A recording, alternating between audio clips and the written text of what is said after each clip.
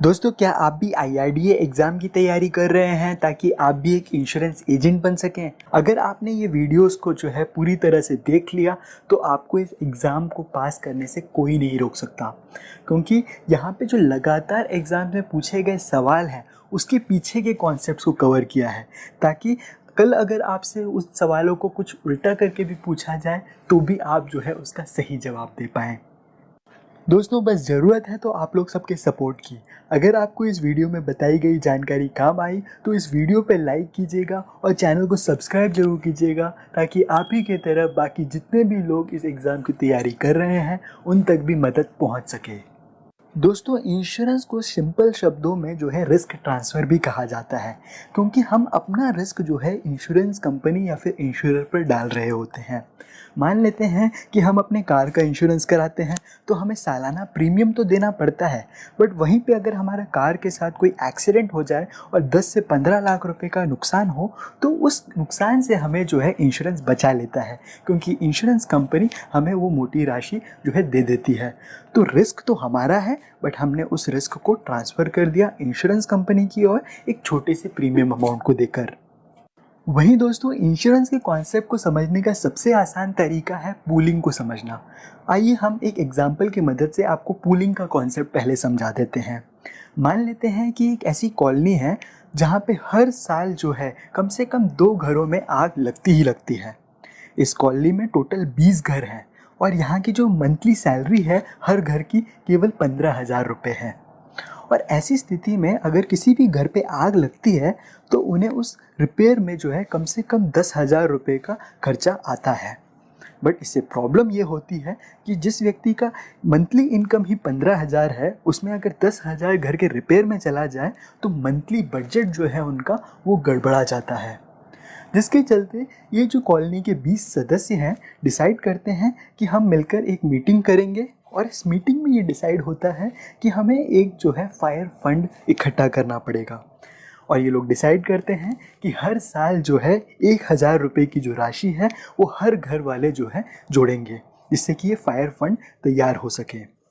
तो आप देखेंगे कि हर साल जो है टोटल राशि कितनी इकट्ठा होगी। टोटल 20 घर हैं, मल्टीप्लाई करेंगे हम 1,000 रुपये से तो 20,000 रुपये की राशि जो है फायर फंड में इकट्ठा होने लगी।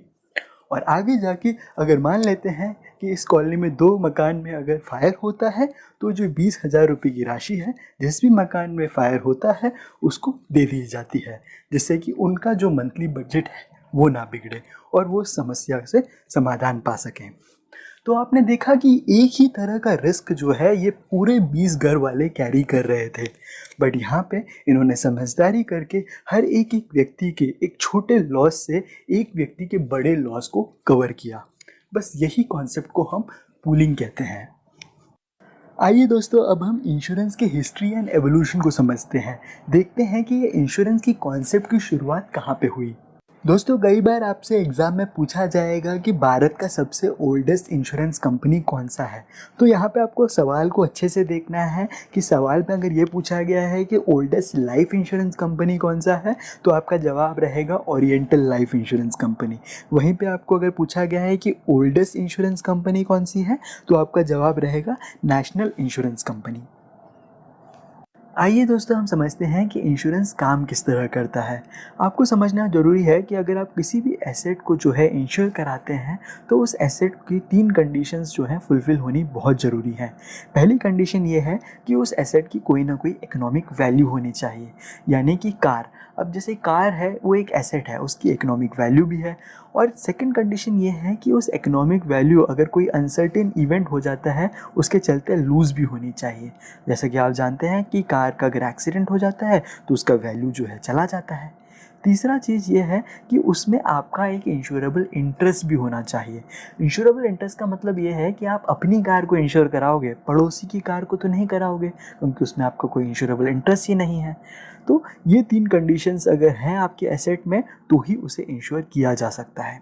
आपको बता दें कि भले ही हम आम तौर पे जो है फिजिकल चीज़ों के बारे में इंश्योरेंस सुनते हैं, कई बार जब कंपनीज़ के बीच में कोई डील होता है जिसे हम गुडविल डील कहते हैं, उसमें भी लोग इंश्योरेंस कराते हैं ताकि अगर कोई एक पार्टी अपनी बात से जो है मुकर जाए तो बड़ा लॉस ना झेलना पड़े। वहीं पे जो लोग हेल्थ इंश्योरेंस लेते हैं तो वो जो है कोई फिजिकल चीज़ को नहीं इंश्योर करा रहे होते हैं, अपने बॉडी पार्ट्स को इंश्योर करा रहे होते हैं कि कल अगर कोई डिसीज़ हो जाए तो उसका जो खर्चा आना है उसको इंश्योर किया जा सके। तो यहाँ पे आप समझें कि 2 चीज़ें, एक होता है पेरिल और दूसरा होता है रिस्क। रिस्क का मतलब कि चांसेस कितने हैं कि इस तरह का लॉस हो। जैसे कि अगर आपसे मैं पूछूं कि क्या चांस है कि आपके घर पे आग लगे, तो आप जो है नहीं बता पाएंगे। बट ये सब चीज़ों का एक स्टैटिस्टिक्स है जहाँ पे ये लोग पूरा कैलकुलेट करते हैं कि प्रोबेबिलिटी कितना है 1000 घरों में एक घर पे आग लगने का। तो उससे हम लगा पाते हैं कि लाइक्लीहुड क्या है एक इवेंट के होने का, कि अगर घर से बाहर निकले तो क्या लाइक्लीहुड है कि एक्सीडेंट हो। तो उसको हम कहते हैं रिस्क। क्योंकि रिस्क है इसीलिए हम लोग इंश्योरेंस कराते हैं, अगर रिस्क ही नहीं है तो हम क्यों इंश्योरेंस कराएंगे। वहीं पे दूसरी चीज़ होती है कि इस रिस्क का कारण क्या है। अब मान लेते हैं कि हम एक जो है इवेंट को मान लेते हैं, जैसे कि एक्सीडेंट के चलते डेथ होना। तो ये एक्सीडेंट के चलते डेथ होने के क्या क्या कॉसेस हो सकते हैं। कॉसेस ये हो सकते हैं हम ओवर स्पीडिंग कर रहे हैं, हो सकते हैं हम ड्रंक ड्राइविंग कर रहे हैं, हो सकता है कि हमने हेलमेट नहीं पहना है। तो ये जो कॉसेस हैं हमारे रिस्क के उसको हम कहते हैं पेरिल।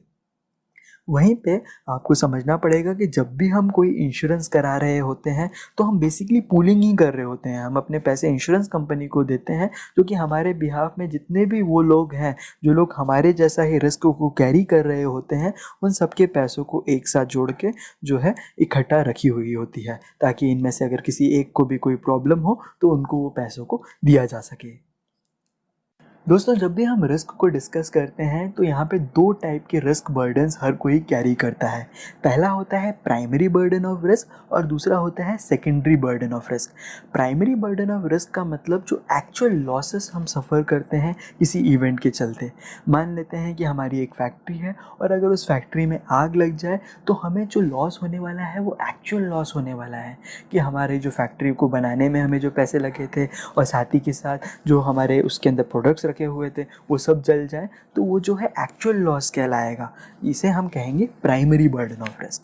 वहीं पे कई सारे फैक्ट्री ओनर्स जो हैं एक एक्स्ट्रा बर्डन कैरी करते हैं कि एक्चुअल में तो लॉस हुआ नहीं है, एक्चुअल में तो आग नहीं लगी है, बट उनके मन में हमेशा एक डर बना रहता है कि कहीं अगर इस तरह का इवेंट हो जाए तो हमें कितना लॉस हो सकता है। तो इस तरह के रिस्क को जो है हम आसान शब्दों में फिजिकल या मेंटल स्ट्रेस या स्ट्रेन भी कहते हैं, कि हमारे मन में हमेशा एक तनाव बना रहता है कि अगर इस तरह का एक इवेंट हो तो हम क्या करेंगे। तो जब भी हम इंश्योरेंस कराते हैं तो ये दोनों ही को हम कवर कर रहे होते हैं। एक तो अगर इस तरह का एक लॉस हो जाएगा तो हमारे को अमाउंट मिलेगा, वहीं पे दूसरा जो है मेंटल स्ट्रेस हमारा ख़त्म हो जाता है कि हमने एक बार एक चीज़ को इंश्योर करा दिया तो हम टेंशन फ्री हो जाते हैं कि अगर कल कुछ हो भी जाए तो देखा जाएगा। दोस्तों, रिस्क को मैनेज करने के लोगों के अपने अपने तरीके होते हैं। आइए समझते हैं कौन से ऐसे टेक्निक्स हैं रिस्क को मैनेज करने के। पहला होता है रिस्क अवॉइडेंस। रिस्क अवॉइडेंस का मतलब ये हुआ कि मान लेते हैं कि हमें रिस्क है कि जो है गाड़ी अगर मैं लेके जाऊं तो हमारा एक्सीडेंट हो जाए, तो रिस्क अवॉइडेंस का तरीका ये कहेगा कि आप गाड़ी लेके जाओ ही मत। वो तो ये भी कहेगा कि आप जो है घर से ही बाहर मत निकलो। तो इस तरह से आपने जो है एक्सीडेंट के रिस्क को कम्प्लीटली अवॉइड कर दिया। दूसरा तरीका होता है रिस्क रिटेंशन, जो कि कई सारे लोग करते हैं कि उन्होंने कोई इंश्योरेंस नहीं लिया, कुछ नहीं लिया, उन्होंने जो है मान लिया कि हमें कुछ नहीं होगा, तो उसे हम कहेंगे रिस्क रिटेंशन। कि उनको पता है कि वो ये रिस्क को रिटेन करते हुए चल रहे हैं कि कल अगर कुछ हो जाए तो जो है फैमिली परेशानी में आ सकती है, बट फिर भी उस रिस्क को वो रिटेन किए हुए हैं क्योंकि उन्हें लगता है एक प्रोबेबिलिटी ऑफ एक्सीडेंट जो है बहुत ही कम है और वो अपने आप को जो है काफ़ी अच्छा ड्राइवर मानते हैं। तीसरा होता है रिस्क रिडक्शन एंड कंट्रोल। अब रिस्क रिडक्शन एंड कंट्रोल जो है, कुछ ऐसे भी आपको ड्राइवर्स मिलेंगे जो कि पूरे प्रोटेक्शन के साथ रोड पे निकलते हैं, कि नी गार्ड लगाया हुआ है उन्होंने और हेलमेट पहना हुआ है, पूरा सेफ्टी केयर पहना हुआ है। तो उन्हें पता है कि एक रिस्क है, बट उन्होंने उसको कंट्रोल करने के लिए अलग अलग इक्विपमेंट्स ले रखे हैं। चौथा तरीका होता है रिस्क फाइनेंसिंग, कि उन्हें पता है कि इस तरह का रिस्क वो कैरी कर रहे हैं इस वजह से वो जो है कहीं ना कहीं अपना एक्सीडेंटल इंश्योरेंस कवर लेके चलते हैं कि कल अगर उन्हें कुछ हो भी जाए तो उनकी फैमिली जो है दिक्कत में ना आए। तो ये 4 तरीके होते हैं किसी भी रिस्क को मैनेज करने के लिए, और कहीं ना कहीं हम सभी ये चारों ही तरीकों को अपना रहे होते हैं। भले ही जो एक्सीडेंट का मैंने एग्जांपल बताया उसमें हम नहीं कर रहे होते, बट कहीं कहीं हम कर रहे होते हैं। जैसे कि मान लेते हैं कि क्या आपने अपने घर पे जो है फायर का इंश्योरेंस करा रखा है, कई बार हम लोगों ने नहीं कराया होता है, कहीं ना कहीं हम रिस्क रिटेंशन कर रहे होते हैं। भले ही हमें पता है रिस्क है, बट प्रोबेबिलिटी इतनी कम है कि हम शायद उसको कवर नहीं किए होते हैं। दोस्तों, जैसा कि आपने समझा कि जो चौथा तरीका है वो है इंश्योरेंस, कि हम इंश्योरेंस की मदद से किस तरह से रिस्क को मैनेज कर सकते हैं। दोस्तों, जब भी आप किसी भी चीज़ को इंश्योर कराने जाएं तो 3 चीज़ों का ध्यान रखें। पहली चीज़, don't risk a lot for little. इसका मतलब जो ऐसी कोई चीज़ है जिसको आप जो है आसानी से रिप्लेस कर सकते हैं, उसका हम नॉर्मली जो है इंश्योरेंस नहीं कराते। जैसे कि आपका बॉल पेन, अगर आपका बॉल पेन जो है नष्ट हो जाता है तो आप क्या करते हैं, दुकान में जाके दूसरा खरीद लेते हैं, आप उसका इंश्योरेंस करा के नहीं बैठते। वहीं पे दूसरा पॉइंट है, don't risk more than what we can afford to lose. यानी कि कोई ऐसी चीज़ जिसको लॉस होने पे आप उसको अफोर्ड ही नहीं कर पाएंगे तो उसको आपको इंश्योर करना ज़रूरी है। जैसे कि आपका घर, आपकी गाड़ी या फिर आपका लाइफ, कि अगर यहाँ पे इन तीनों चीज़ों का जो मूल्य है वो इतना हाई है कि अगर वहाँ लॉस हो जाए तो उसको आप जो है खुद से अफोर्ड नहीं कर सकते, इसलिए आपको उसका इंश्योरेंस लेके चलना होता है। तीसरी चीज़, don't insure without considering the likely outcome. जब भी आप किसी भी चीज़ को इंश्योर करा रहे होते हैं तो उसके लाइकली आउटकम को भी देखते हुए आप इंश्योर कराएं। कि आप घर बैठे हुए हैं और आप सोच रहे हैं कि ऊपर बैठे हुए चंद्रमा या फिर सूरज को जो है आप इंश्योर कराएंगे, तो हो सकता है कहीं आपको उसका इंश्योरेंस अवेलेबल हो, बट नहीं कराएंगे आप, क्योंकि आप जानते हैं कि वहाँ पे जो है लॉस के चांसेस ही नहीं हैं और आपका उसमें ना ही कोई इंश्योरेबल इंटरेस्ट है। तो उसके लाइकली आउटकम को आप देखते हुए ही इंश्योरेंस कराएं। दोस्तों, इससे पहले कि मैं नेक्स्ट कॉन्सेप्ट में जाऊं, मैं चाहता हूं कि अगर आपको अभी तक का एक्सप्लेनेशन समझ आया है तो इस वीडियो पे एक लाइक ज़रूर करें, क्योंकि मैं टैली करता रहता हूं कि मुझे कितने व्यूज़ आए हैं, कितने लाइक्स आए हैं, और डिसाइड कर पाता हूं कि कितने लोगों को मेरे कॉन्सेप्ट समझ आ रहे हैं, ताकि मेरा एवेल्युएशन करेक्ट निकले। इसलिए आप इस वीडियो पर लाइक ज़रूर कीजिएगा, और तभी कीजिएगा अगर आपको कॉन्सेप्ट्स क्लियर हो रहे हैं तो। आइए दोस्तों, अब हम समझते हैं इंश्योरेंस और एश्योरेंस में क्या फ़र्क होता है। इंश्योरेंस और एश्योरेंस देखा जाए तो दोनों प्रोटेक्शन ही होता है। इंश्योरेंस में जहाँ पे आप ऐसे इवेंट के अगेंस्ट प्रोटेक्शन कराते हैं जिसके होने की संभावना है, इसका मतलब ये हुआ कि हो भी सकता है वो इवेंट या फिर नहीं भी हो सकता है। जैसे कि कार का जब आप इंश्योरेंस कराते हैं तो कई सारे ऐसे भी कार ओनर्स हैं जो कि 20-25 साल से कार चला रहे हैं, बट कभी कोई एक्सीडेंट ही नहीं हुआ, कभी कार इंश्योरेंस की ज़रूरत भी नहीं पड़ी। तो इसका मतलब इंश्योरेंस उन्हें इस इवेंट से प्रोटेक्ट करा रहा है जो कि हो सकता है उनकी लाइफ में हो, या फिर हो सकता है उनकी लाइफ में कभी हो ही ना हो। वहीं पे एश्योरेंस का मतलब ये होता है, एश्योरेंस हमें प्रोटेक्शन देता है ऐसे इवेंट के अगेंस्ट जो कि डेफिनेटली होना ही है, कि यहाँ पे कोई चांस नहीं है कि नहीं हो सकता। जैसे कि जो भी व्यक्ति जो है जीवन प्राप्त करता है उसका डेथ होना ही है, तो उसके लिए आप जो है एश्योरेंस कह सकते हैं कि वो ऐसा इवेंट है डेथ कि वो होकर ही रहेगा। तो उसके अगेंस्ट अगर आपको कोई प्रोटेक्शन दे रहा है तो वो एश्योरेंस कहलाएगा। अब आपके मन में सवाल आ रहा होगा कि आपने अक्सर लाइफ इंश्योरेंस के बारे में सुना है, लाइफ एश्योरेंस के बारे में नहीं सुना।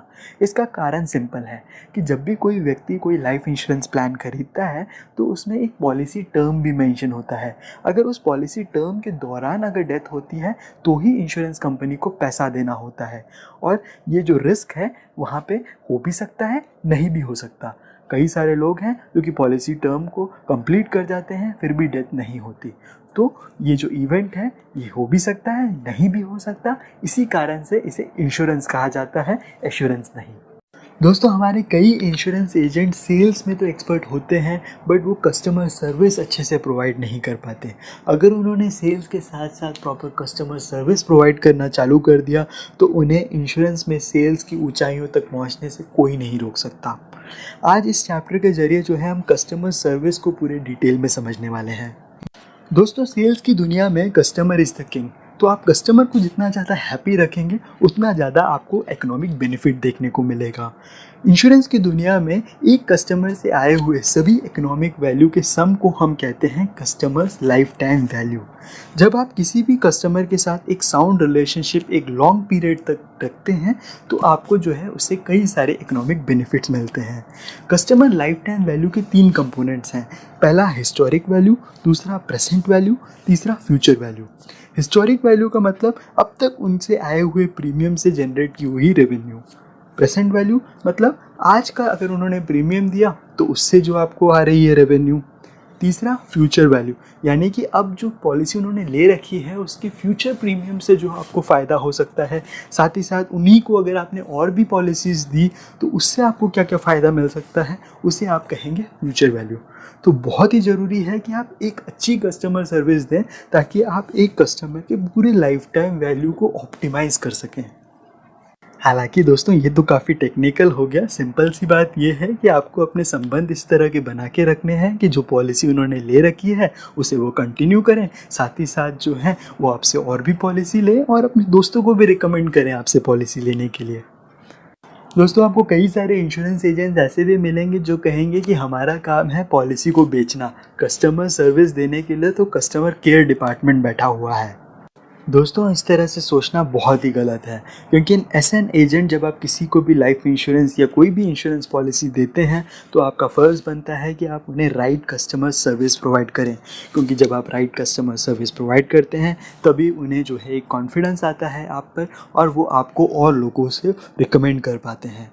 वहीं पे आपको समझना पड़ेगा कि कौन कौन से ऐसी एक्सपेक्टेशंस हैं जो कि कोई भी व्यक्ति आपसे रखता है as an insurance agent.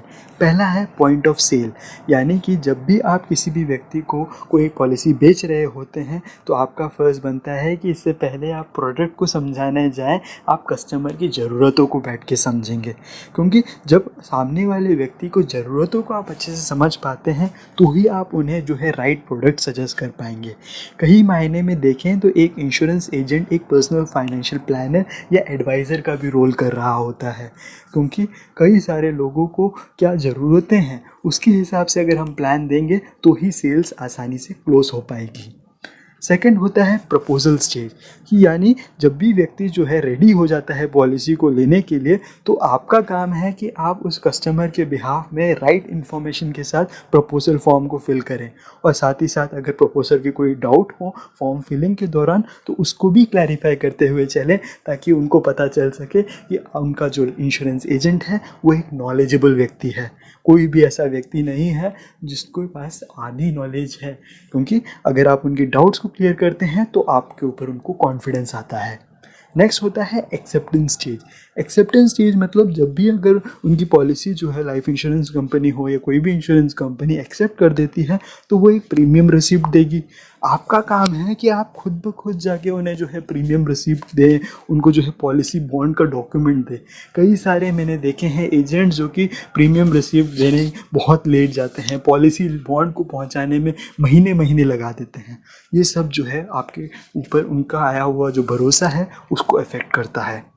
Next होता है प्रीमियम पेमेंट, कि आपका काम है कि आप लगातार जो कस्टमर हैं उनसे जो है टच में रहें।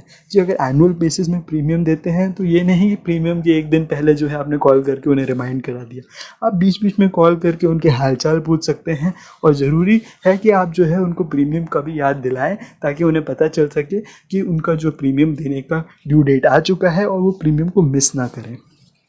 नेक्स्ट होता है क्लेम सेटलमेंट, कि जब हम पॉलिसी चल रही है तो हम उसका इकोनॉमिक बेनिफिट को ले रहे हैं, बट वहीं पे अगर मान लेते हैं कोई क्लेम आता है तो हम जो है कस्टमर से दूर भाग जाएं तो वो ट्रस्ट में बहुत बड़ा एक ब्रीच लेके आ जाता है। क्योंकि क्लेम सेटलमेंट जब आप करते हैं किसी व्यक्ति का तो वो आपके 15 लोग जो उस समय मौजूद रहते हैं उनको आपको इंट्रोड्यूस कराता है, और वहाँ पे आपको सेल्स का एक बहुत बड़ा मौका मिल जाता है, क्योंकि केवल आप पॉलिसी को बेचते ही नहीं हैं बल्कि आप जो है क्लेम सेटलमेंट में भी मदद करते हैं, और इससे अच्छा भरोसा मिलने वाला कोई जगह होता नहीं है। अदर सर्विसेज हो सकती हैं। कई बार जो है लोग अपना घर छोड़ के दूसरे घर चले जाते हैं और वो चाहते हैं कि अपना एड्रेस चेंज कराएं, नॉमिनेशन चेंज कराएं। कई बार जो है घर ट्रांसफ़र करते वक्त उनकी पॉलिसी के पेपर्स गुम हो जाते हैं, तो ये सब अदर सर्विसेज हैं। हालांकि ये तो आप कह सकते हैं आप कस्टमर केयर पे कॉल कीजिए तो वो कर लेंगे, बट इस तरह का जवाब नहीं दें। आप जो है उनसे खुद डिटेल कलेक्ट करें, हो सके तो उनके घर पे जाएं और बैठ के जो है आप उनसे साथ चाय पी के जो है फॉर्म फिल कराएं और उनका काम करके दें। तो इस तरह से जो है आप संबंध बनाते हैं। आइए दोस्तों, अब हम समझते हैं ग्रीवेंस रिड्रेसल।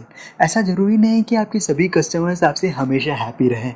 ऐसा भी हो सकता है कि कुछ कस्टमर्स आपसे कोई कंप्लेंट लेकर आएँ और आपका फ़र्ज़ बनता है कि उनकी कंप्लेंट्स को आप सॉल्यूशंस में कन्वर्ट करें। क्योंकि कई हमारे ऐसे एजेंट्स हैं जो कि जब भी कंप्लेंट सुनते हैं तो उन्हें इतना बुरा लग जाता है कि वो कस्टमर के फ़ोन ही उठाना बंद कर देते हैं। बहुत ही गलत है, क्योंकि हर एक कंप्लेंट जो होता है एक अपॉर्चुनिटी होता है फ्यूचर सेल्स के लिए।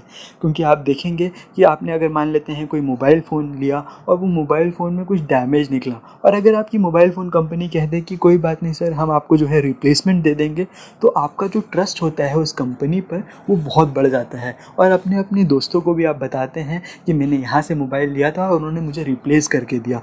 तो इसी तरह से अगर कोई व्यक्ति आपके पास ग्रीवेंस लेकर आता है तो आप अगर उनको सोल्यूशन प्रोवाइड करते हैं तो उनका आपके ऊपर जो ट्रस्ट है वो भी बढ़ता है और वो बाकी दोस्तों से को भी आपको रिकमेंड करते हैं। दोस्तों, बहुत ही ज़रूरी है कि जब भी आप कोई पॉलिसी अपने कस्टमर को इंट्रोड्यूस कराते हैं तो उसके बारे में कंप्लीट इन्फॉर्मेशन पहले खुद कलेक्ट कर लें। ये फ़र्क नहीं पड़ता कि आपका मैनेजर आपको कौन सी पॉलिसी बेचने को सजेस्ट कर रहा है। जब आपके पास कंप्लीट इन्फॉर्मेशन रहेगी तो आप जो है उस प्रोडक्ट को खुद से जज कर पाएंगे कि उस कस्टमर के लिए राइट है या नहीं। हालांकि पॉलिसी के बारे में डिटेल तो आपको पॉलिसी डॉक्यूमेंट में ही देखने को मिल जाएगी, बट वहीं पे अगर आप चाहते हैं कि एक कंप्लीट एक्सप्लेनेशन पाएँ तो फ्यूचर निवेश एक काफ़ी रिकमेंडेड चैनल है, जहां पे आपको सभी लाइफ इंश्योरेंस कंपनीज़ की जो भी पॉलिसीज़ होती हैं उसके बारे में पूरा केस स्टडी की मदद से एक्सप्लेनेशन मिल जाता है। दोस्तों, इसका लिंक जो है मैंने पहले ही कमेंट बॉक्स में और डिस्क्रिप्शन में दे रखा है। आप वहां जाके क्लिक करें, उस चैनल को चेकआउट करें और चैनल को सब्सक्राइब करके रखें ताकि आपको फ्यूचर में काम आए।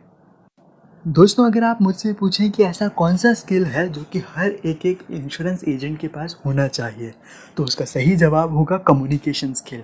क्योंकि अगर आपका कम्युनिकेशन स्किल स्ट्रॉन्ग रहेगा तो आपका सेल्स जो है काफ़ी आसान हो जाएगा। बहुत ही ज़रूरी है कि किसी भी कस्टमर को एक्वायर करने के लिए आपको उनका ट्रस्ट गेन करना होता है। और ट्रस्ट कैसे गेन कर पाते हैं? राइट कम्युनिकेशन स्किल्स के साथ। कम्युनिकेशंस को अक्सर जो है हम बातें समझ बैठते हैं, जो कि गलत है। कम्युनिकेशन का ही पार्ट होता है ओरल, रिटन, नॉन वर्बल और बॉडी लैंग्वेज। ये सभी चीज़ें इंपॉर्टेंट है कम्युनिकेशन के लिए। आपको एक एग्जांपल से बताता हूँ। मान लेते हैं कोई रूम पे आपके एंटर करता है और उसके कपड़े काफ़ी शैबी हैं, तो उसके मुंह से एक शब्द आने से पहले ही आप उनको जज कर चुके होते हैं। हालांकि आप कई सारे ऐसे वीडियोस देखेंगे जहाँ पे कहा जाएगा कि नहीं, डोंट जज द बुक बाय कवर, या फिर जो है किसी व्यक्ति को जो है उनके कपड़ों से जज नहीं करना चाहिए। बट 99% लोग जो है किसी व्यक्ति के कपड़े से ही उसको जज कर चुके होते हैं, और ये रियलिटी है, इसको आपको फेस करना पड़ेगा। इसलिए ज़रूरी है कि जब भी आप किसी भी आप सेल्स प्रोसेस में जाएँ तो प्रेजेंटेबल रहें। अट्रैक्टिव दिखना ज़रूरी नहीं है, बट जब अगर आप प्रेजेंटेबल हैं तो वो जो है काफ़ी बड़ा एक ट्रस्ट इंट्रोड्यूस कर लेता है। क्योंकि वो व्यक्ति जो है आपका परिचित नहीं है, आपका रिलेटिव नहीं है, वो आपसे शायद हो सकता है पहली बार मिलने जा रहा है। वहीं पे अगर आपने राइट बॉडी लैंग्वेज का यूज़ किया, आप किस तरह से बैठे हैं, किस तरह से आपका आई कांटेक्ट है, ये सब जो है बॉडी लैंग्वेज का पार्ट है, तो इसे स्ट्रॉन्ग करना पड़ेगा। नॉन वर्बल का मतलब ये है कि आप जो है केवल अपनी बात उनके सामने नहीं रख रहे हैं, बल्कि उनकी बात को भी एक्टिवली लिसन कर रहे हैं। तो अगर उनको लगता है कि आपने उनकी बात को कंप्लीट फोकस के साथ जो है सुना है विदाउट बीइंग जजमेंटल, तो जो है उनका आपके ऊपर एक ट्रस्ट आ जाता है और आपकी एडवाइस को वो डेफिनेटली सीरियसली लेंगे। वहीं पे अगर आप ही बोलते गए पॉलिसी के बारे में और उनका कोई इंटरेस्ट ही नहीं है पॉलिसी में, तो आप जो है वहाँ जाके केवल चाय पीकर वापस आएंगे। उसके अलावा सेल्स तो वहाँ पॉसिबल है ही नहीं। तो बहुत ज़रूरी है कि सामने वाले को सुने। और मैं अलग से एक पॉइंट ऐड करना चाहूँगा, वो ये है कि जब भी आप कोई पॉलिसी को बेचें तो ऐसी पॉलिसी को ही बेचें जो कि उस कस्टमर को वाकई में फ़ायदा पहुंचाने वाली हो। अगर आपको लगता है कि यहाँ पे जो है उस व्यक्ति को कोई फ़ायदा नहीं मिलने वाला, तो जो है आप वहाँ पे सेल्स नहीं करें, क्योंकि उससे जो है आपको जो है उस कस्टमर की प्रेजेंट वैल्यू, फ्यूचर वैल्यू और उनसे मिलने वाले बाकी रिकमेंडेशन सभी नष्ट हो जाते हैं। दोस्तों, आज के इस चैप्टर में हम ग्रीवेंस रिड्रेसल मैकेनिज़्म को समझेंगे। इसका मतलब अगर आपके कस्टमर को कोई ग्रीवेंस या फिर कंप्लेंट है, तो उसको अगर आप टैकल नहीं कर पाए या फिर इंश्योरेंस कंपनी टैकल नहीं कर पाती है, तो उन कस्टमर्स के पास कौन कौन से ऐसे राइट्स हैं, वो आज के इस चैप्टर के थ्रू हम समझने वाले हैं। दोस्तों, जिस तरह से रिज़र्व बैंक ऑफ इंडिया सभी बैंकिंग एक्टिविटीज़ को हमारे देश में कंट्रोल करता है, ठीक उसी तरह से IRDA या फिर insurance and regulatory development authority of India हमारे देश की सभी इंश्योरेंस एक्टिविटीज़ को कंट्रोल करता है। जैसे बैंक्स को RBI से रजिस्टर्ड होना ज़रूरी है, ठीक उसी तरह से सभी इंश्योरेंस कंपनीज़ को IRDA से रजिस्टर्ड होना ज़रूरी है। IRDA ने रिसेंटली जो है एक नया सिस्टम चालू किया है, जिसे हम कहते हैं इंटीग्रेटेड ग्रीवेंस मैनेजमेंट सिस्टम या फिर IGMS। ये एक सेंट्रल रिपोजिटरी सिस्टम है जिसमें कि सभी कस्टमर्स के जो भी कंप्लेंट्स हैं उसको रजिस्टर किया जाता है। अगर पॉलिसी होल्डर को अपनी पॉलिसी से कोई दिक्कत है, तो सबसे पहले तो वो इंश्योरेंस एजेंट को अप्रोच करता है। वहाँ अगर उनसे काम नहीं हो पाता तो वो इंश्योरेंस कंपनी के ऑफिस में जाता है। अगर दोनों ही जगह उनकी बात को अनसुना करा जाता है, तो उनके पास मौका होता है कि वो IRDA को कंप्लेंट करें इस IGMS सिस्टम के थ्रू, जिससे कि आगे जाके जो है IRDA इंश्योरेंस कंपनी के साथ मिलके इनके प्रॉब्लम का एक समाधान निकाल सके। दोस्तों, हमारे देश में कंज्यूमर प्रोटेक्शन एक्ट 1986 जब पास हुआ था, तब इंश्योर किया जा रहा था कि कोई भी व्यक्ति अगर किसी को कोई सर्विस प्रोवाइड करता है तो उसके इंटरेस्ट और उसके प्रोटेक्शन को भी ध्यान में ले। अगर वो उसको ध्यान में नहीं लेता तो हमारे ही देश में कई सारे ऐसे फोरम्स बने हुए हैं जो कि कंज्यूमर डिस्प्यूट्स को हैंडल करते हैं। दोस्तों, कंज्यूमर प्रोटेक्शन एक्ट में कुछ ऐसी टर्मिनोलॉजीज़ हैं जिसे आपको जानना ज़रूरी है। पहला होता है सर्विस। सर्विस में सभी टाइप की सर्विसेज आ सकती हैं, जैसे बैंकिंग, फाइनेंसिंग, ट्रांसपोर्ट। केवल इंश्योरेंस ही नहीं, बल्कि ये जो कंज्यूमर प्रोटेक्शन एक्ट है, ये किसी भी सर्विस प्रोवाइडर को जानना ज़रूरी है। दूसरा होता है कंज्यूमर। कंज्यूमर मतलब वो व्यक्ति जो कि आपसे सर्विस ले रहा है। डिफेक्ट का मतलब जो उसने सर्विस ली है उसमें उसको कुछ ना कुछ शॉर्टकमिंग मिली, या फिर हो सकता है उसको उसका जो क्वालिटी है वो पसंद नहीं आया, या फिर उसका परफॉर्मेंस पसंद नहीं आया। ये सभी चीज़ें जो है डिफेक्ट कहलाती हैं।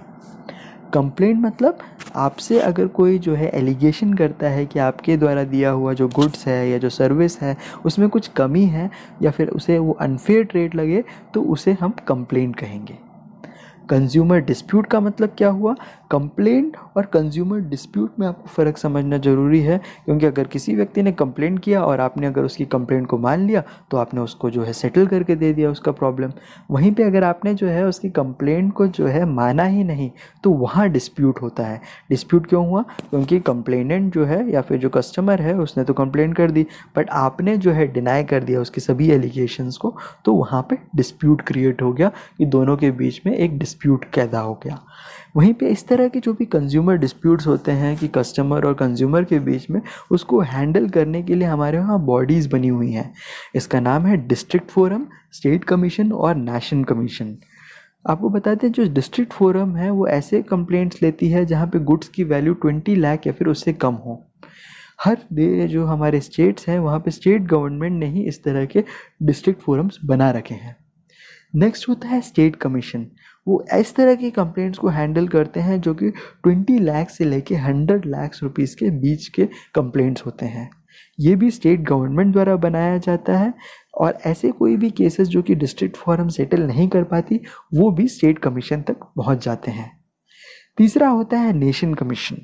नेशनल कमीशन ऐसे के बारे में होते हैं जिनकी वैल्यू 100 लाख के भी ऊपर है, और ये जो है पूरी तरह से सेंट्रल गवर्नमेंट के कंट्रोल में होती है। अगर कोई ऐसे केसेस हैं जो कि स्टेट कमीशन में भी जो है उसका सेटलमेंट नहीं हो पाता है, वो नेशनल कमीशन तक पहुंच जाता है। दोस्तों कंप्लेंट करने का प्रोसीजर काफ़ी सिंपल है। ये अगर जो भी व्यक्ति जिसको कंप्लेंट है वो पर्सनल लेवल पे भी कर सकता है। उसको कोई भी प्रकार का फ़ीस देने की ज़रूरत नहीं है, ना ही उसे कोई एडवोकेट की ज़रूरत पड़ेगी कंप्लेंट करने के लिए। आइए दोस्तों हम समझते हैं कि इंश्योरेंस सेगमेंट में कौन कौन से टाइप की कंप्लेंट्स नॉर्मली देखने को मिलते हैं। पहला होता है delay in settlement of claim, कि क्लेम का अमाउंट जो है बहुत डिले के बाद मिला। दूसरा होता है नॉन सेटलमेंट ऑफ क्लेम, कि यानी किसी ने लाइफ इंश्योरेंस लिया और उनका जो क्लेम का अमाउंट है अब तक फैमिली को रिसीव ही नहीं हुआ। नेक्स्ट होता है policy terms and conditions improper, यानी कि जो उन्हें पॉलिसी बेचा गया था तो पॉलिसी के बारे में पूरी गलत जानकारी दी हुई थी और जब पॉलिसी डॉक्यूमेंट में देखा तो कुछ और ही इन्फॉर्मेशन लिखा हुआ है। आइए दोस्तों हम समझते हैं कि कंज्यूमर फोरम में जब इस तरह की कंप्लेंट्स आती हैं तो वो क्या करते हैं।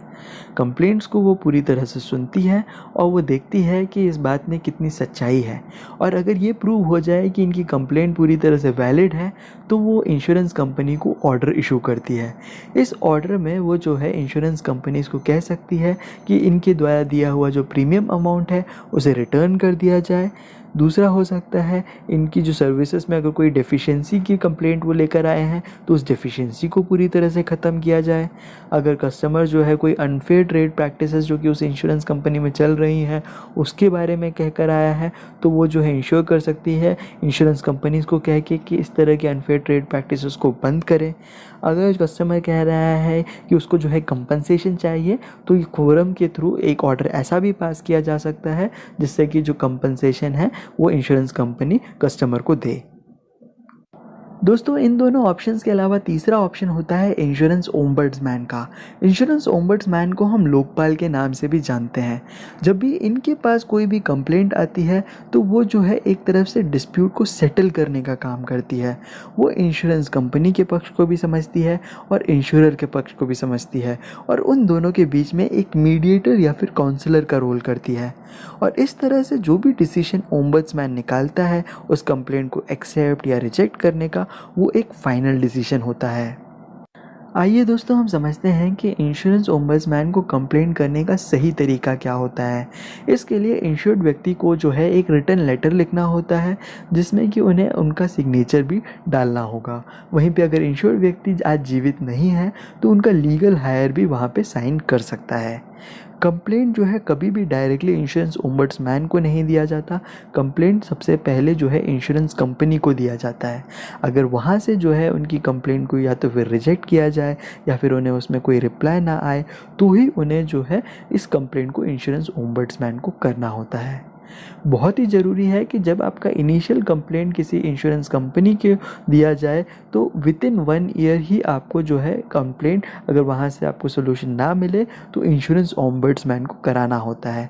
ऐसा नहीं है कि आज जो है आपको कंप्लेंट आपने इंश्योरेंस कंपनी को दिया और जो है उसके 2-3 साल निकल गए उसके बाद आप जाके इंश्योरेंस ओम्बड्समैन को कंप्लेंट कर रहे हैं। जी नहीं, अगर आपका कंप्लेंट वहाँ पे इंश्योरेंस कंपनी द्वारा रिजेक्ट कर दिया गया या फिर कोई वहाँ से रिप्लाई नहीं आया तो उस कंप्लेंट डेट से 1 साल के अंदर अंदर ही इंश्योरेंस ओम्बड्समैन को आपको कंप्लेंट करना पड़ता है। और बहुत ही ज़रूरी है कि जब आप ऑप्शन 3 को चुनते हैं तो उस समय कंज्यूमर फोरम या कोई अन्य कोर्ट पे इसी कंप्लेंट को लेकर कार्रवाई नहीं चल रही हो। आइए दोस्तों अब हम समझते हैं कि एक इंश्योरेंस ओम्बड्समैन के पास जब एक कंप्लेंट जाती है तो वो क्या करता है। उसके पास टोटल 1 महीने का टाइम रहता है कि वो उसको पूरी तरह से स्टडी करे और अपना रिकमेंडेशन जारी करें। अब ये रिकमेंडेशन जो है इंश्योरेंस कंपनी के पक्ष में हो सकता है जहाँ पे वो जो है इस तरह की कंप्लेंट को पूरी तरह से रिजेक्ट करे, या फिर इंश्योर्ड व्यक्ति के पक्ष में हो सकता है जहाँ पे वो कहे इंश्योरेंस कंपनी को कि ये कंपनसेशन प्रोवाइड करें। तो जो भी उनके रिकमेंडेशंस हैं उसकी कॉपी का एक कॉपी जो है इंश्योर्ड व्यक्ति को जाता है जो कि कंप्लेंट कर रहा है, दूसरी कॉपी जो है इंश्योरेंस कंपनी को जाती है जो कि इंश्योरर के रोल में है। ऐसा कस्टमर अगर इंश्योरेंस ओम्बड्समैन के द्वारा दिया हुआ सोल्यूशन आपको एक्सेप्टेबल है तो उसके लिए 15 दिन के अंदर अंदर आपको एक्सेप्टेंस लेटर सबमिट करना होता है। ठीक इसी तरह से जब इस तरह का रिकमेंडेशन इंश्योरेंस कंपनी की ओर जाता है तो उनको एक इंटीमेशन लेटर जो है ओम्बड्समैन को 15 दिन के अंदर अंदर जारी करना होता है।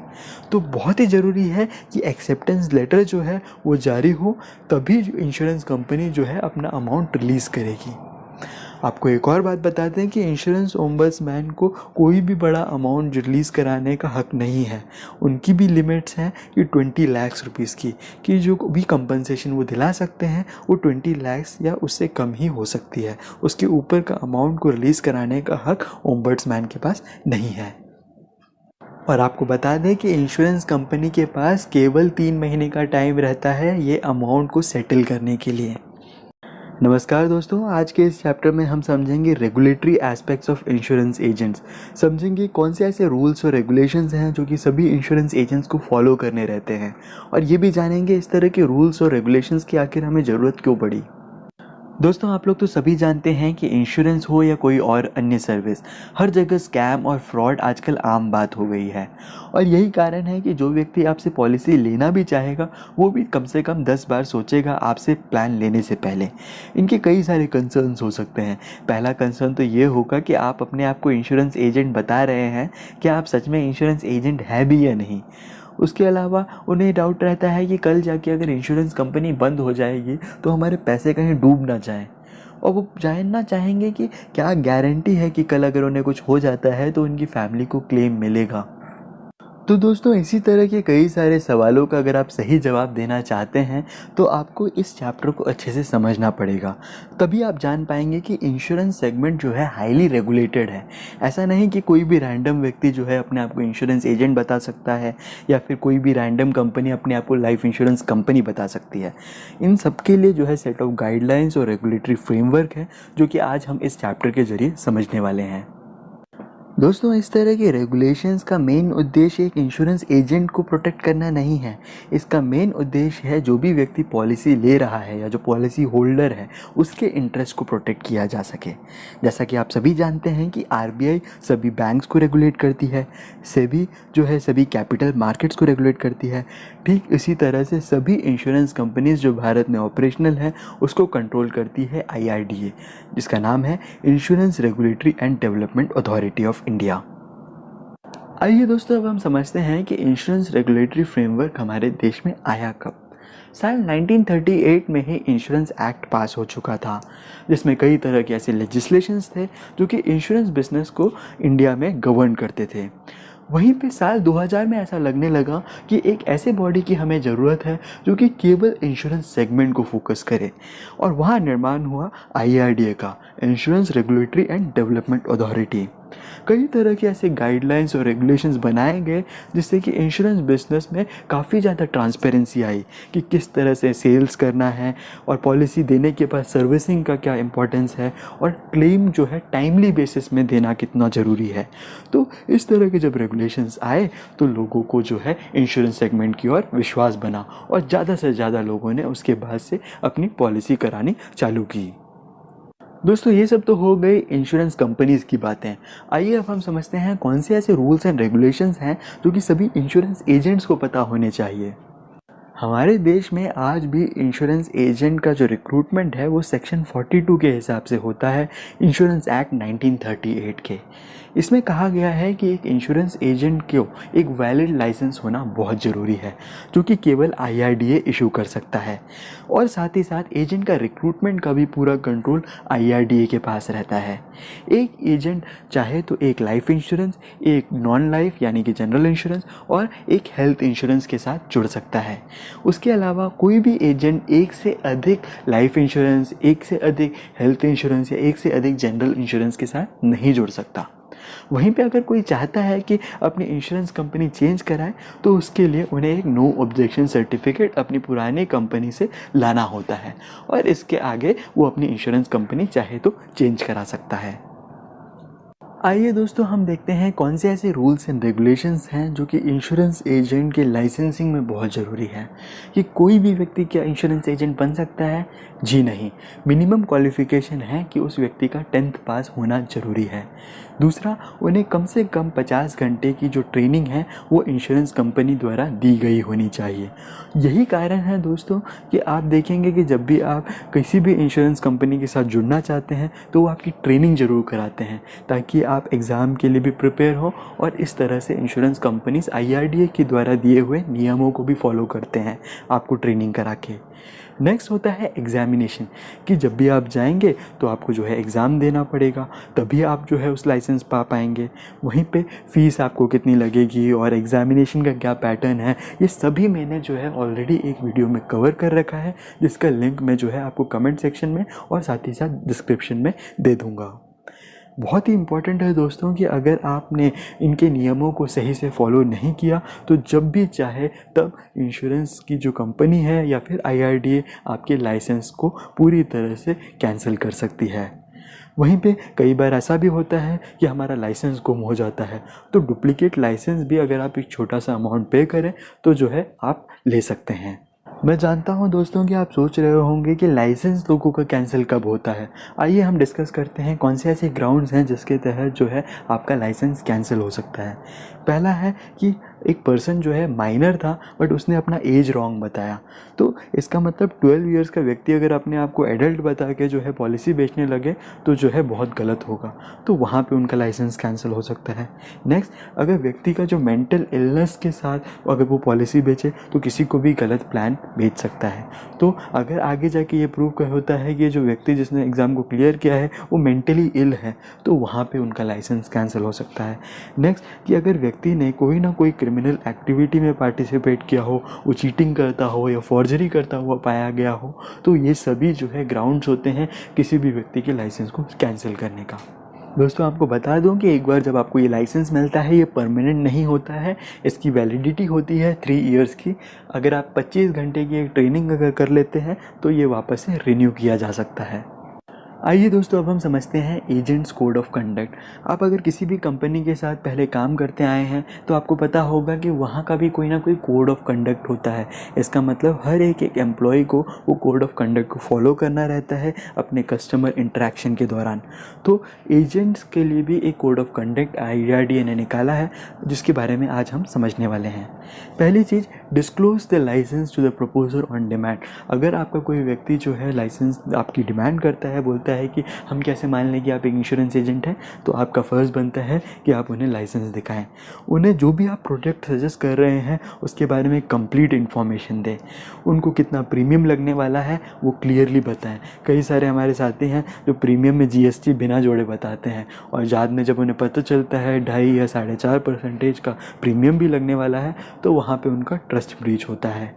उनसे आप जो है सभी तरह के जो डॉक्यूमेंट्स इसमें लगने हैं वो कलेक्ट करें, उनका जो है फॉर्म फिल करें। और अगर वो आपसे पूछे कि आपको कितना कमीशन मिलेगा तो आपका फ़र्ज़ बनता है कि आप उसे डिस्क्लोज़ करें। आपको छुपाना नहीं है अगर वो आपसे पूछता है कि कितना कमीशन आपको मिलेगा। वहीं पे आपको बता दें कि कोई भी व्यक्ति बिना इंश्योरेंस एजेंट के लाइसेंस के अगर इंश्योरेंस बिजनेस में पाया जाता है तो वो एक क्रिमिनल ऑफेंस कहलाएगा। और जब भी आप इस तरह की कोई पॉलिसी को किसी को बेचते हैं तो वही रूल्स और गाइडलाइंस जो उस पॉलिसी डॉक्यूमेंट में दिए हैं उसको फॉलो करेंगे। कभी भी अपने खुद के टर्म्स एंड कंडीशंस या रेट्स मेंशन करके पॉलिसी की सेल नहीं करेंगे। कई हमारे इंश्योरेंस एजेंट्स जो हैं गलत तरीके से पैसा कमाना चाहते हैं, क्योंकि वो जानते हैं कि पहले साल का जो कमीशन होता है वो सबसे ज़्यादा होता है। तो क्या करते हैं, पहले साल एक पॉलिसी बेच देते हैं, उसके 2 साल बाद कहते हैं कि सर वो जो पॉलिसी है उसको आप बंद कर दीजिए, आज मैं आपके लिए दूसरी पॉलिसी लाया हूँ, इसको खरीदिए। तो इससे क्या होता है कि सामने वाले को बहुत नुकसान होता है। तो आप एज एन इंश्योरेंस एजेंट किसी भी व्यक्ति को पॉलिसी क्लोज करने के लिए फोर्स नहीं कर सकते एजेंट्स कोड ऑफ कंडक्ट के हिसाब से।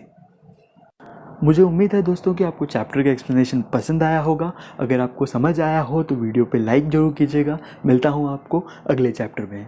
आइए हम शुरुआत करते हैं चैप्टर 5 की, जिसका नाम है legal principle of insurance contract. आपको समझना होगा कि इंश्योरेंस कॉन्ट्रैक्ट के अंदर कौन से ऐसे एलिमेंट्स मौजूद होने चाहिए जिससे कि हम उस कॉन्ट्रैक्ट को एक वैलिड कॉन्ट्रैक्ट मान सकें। आप सभी जानते हैं कि जो पॉलिसी डॉक्यूमेंट पॉलिसी होल्डर को दिया जाता है वो एक कॉन्ट्रैक्ट का कॉपी होता है। और ये कॉन्ट्रैक्ट कौन सी दो पार्टीज़ के बीच में होता है?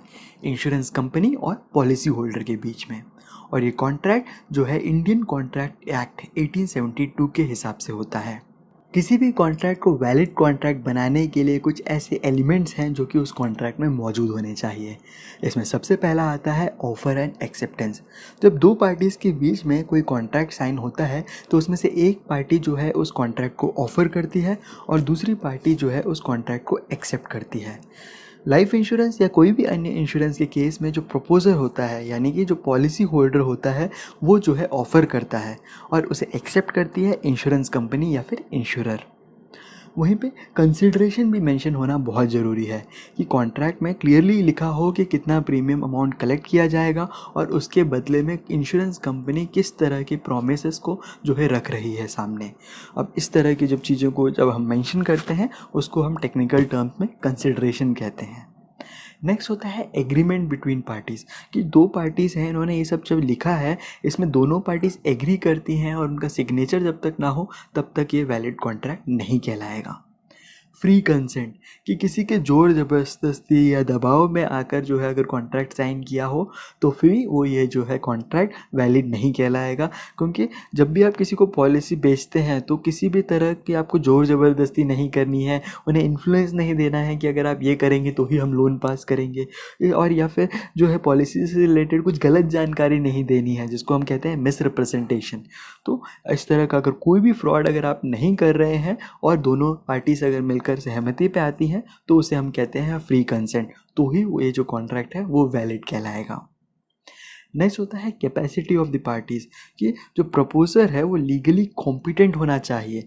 आप किसी भी ऐसे व्यक्ति से जो है पॉलिसी डॉक्यूमेंट नहीं साइन करा सकते जो कि या तो फिर माइनर है, उसको जो है एडल्ट्री एज आने में जो है काफ़ी टाइम है, और नहीं तो फिर जो है उसका जो मेंटल स्टेटस उतना सही नहीं है कि वो जो है एक कॉन्ट्रैक्ट को अच्छे से पढ़ सके या फिर उसको साइन कर सके।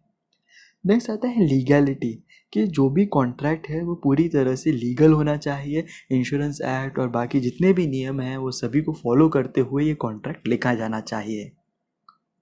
ये तो सभी ऐसे फीचर्स हैं जो कि सभी कॉन्ट्रैक्ट में मौजूद होते हैं, बट ख़ास तौर से इंश्योरेंस कॉन्ट्रैक्ट में कुछ स्पेशल फीचर्स भी जुड़े हैं।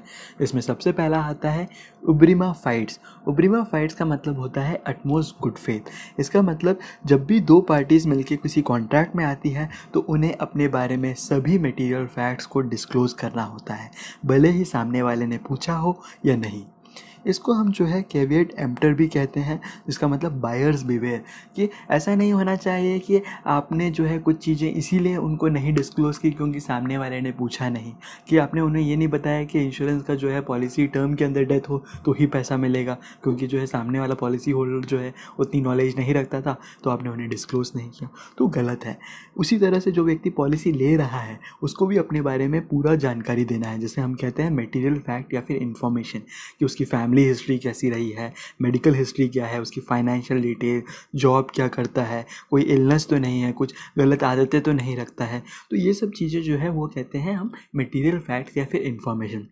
तो एज एन इंश्योरर आपको इम्पॉर्टेंट है कि आप जो है अटमोस्ट फुट फेथ रखें कि दोनों पार्टीज़ जो हैं सभी चीज़ों को डिस्क्लोज़ करें, मटेरियल फैक्ट्स को जो है कोई भी तरह से नहीं छुपाएं, क्योंकि अगर इसमें से कुछ भी चीज़ छुपाया जाता है उसको हम ब्रीच कहते हैं, breach of utmost good faith.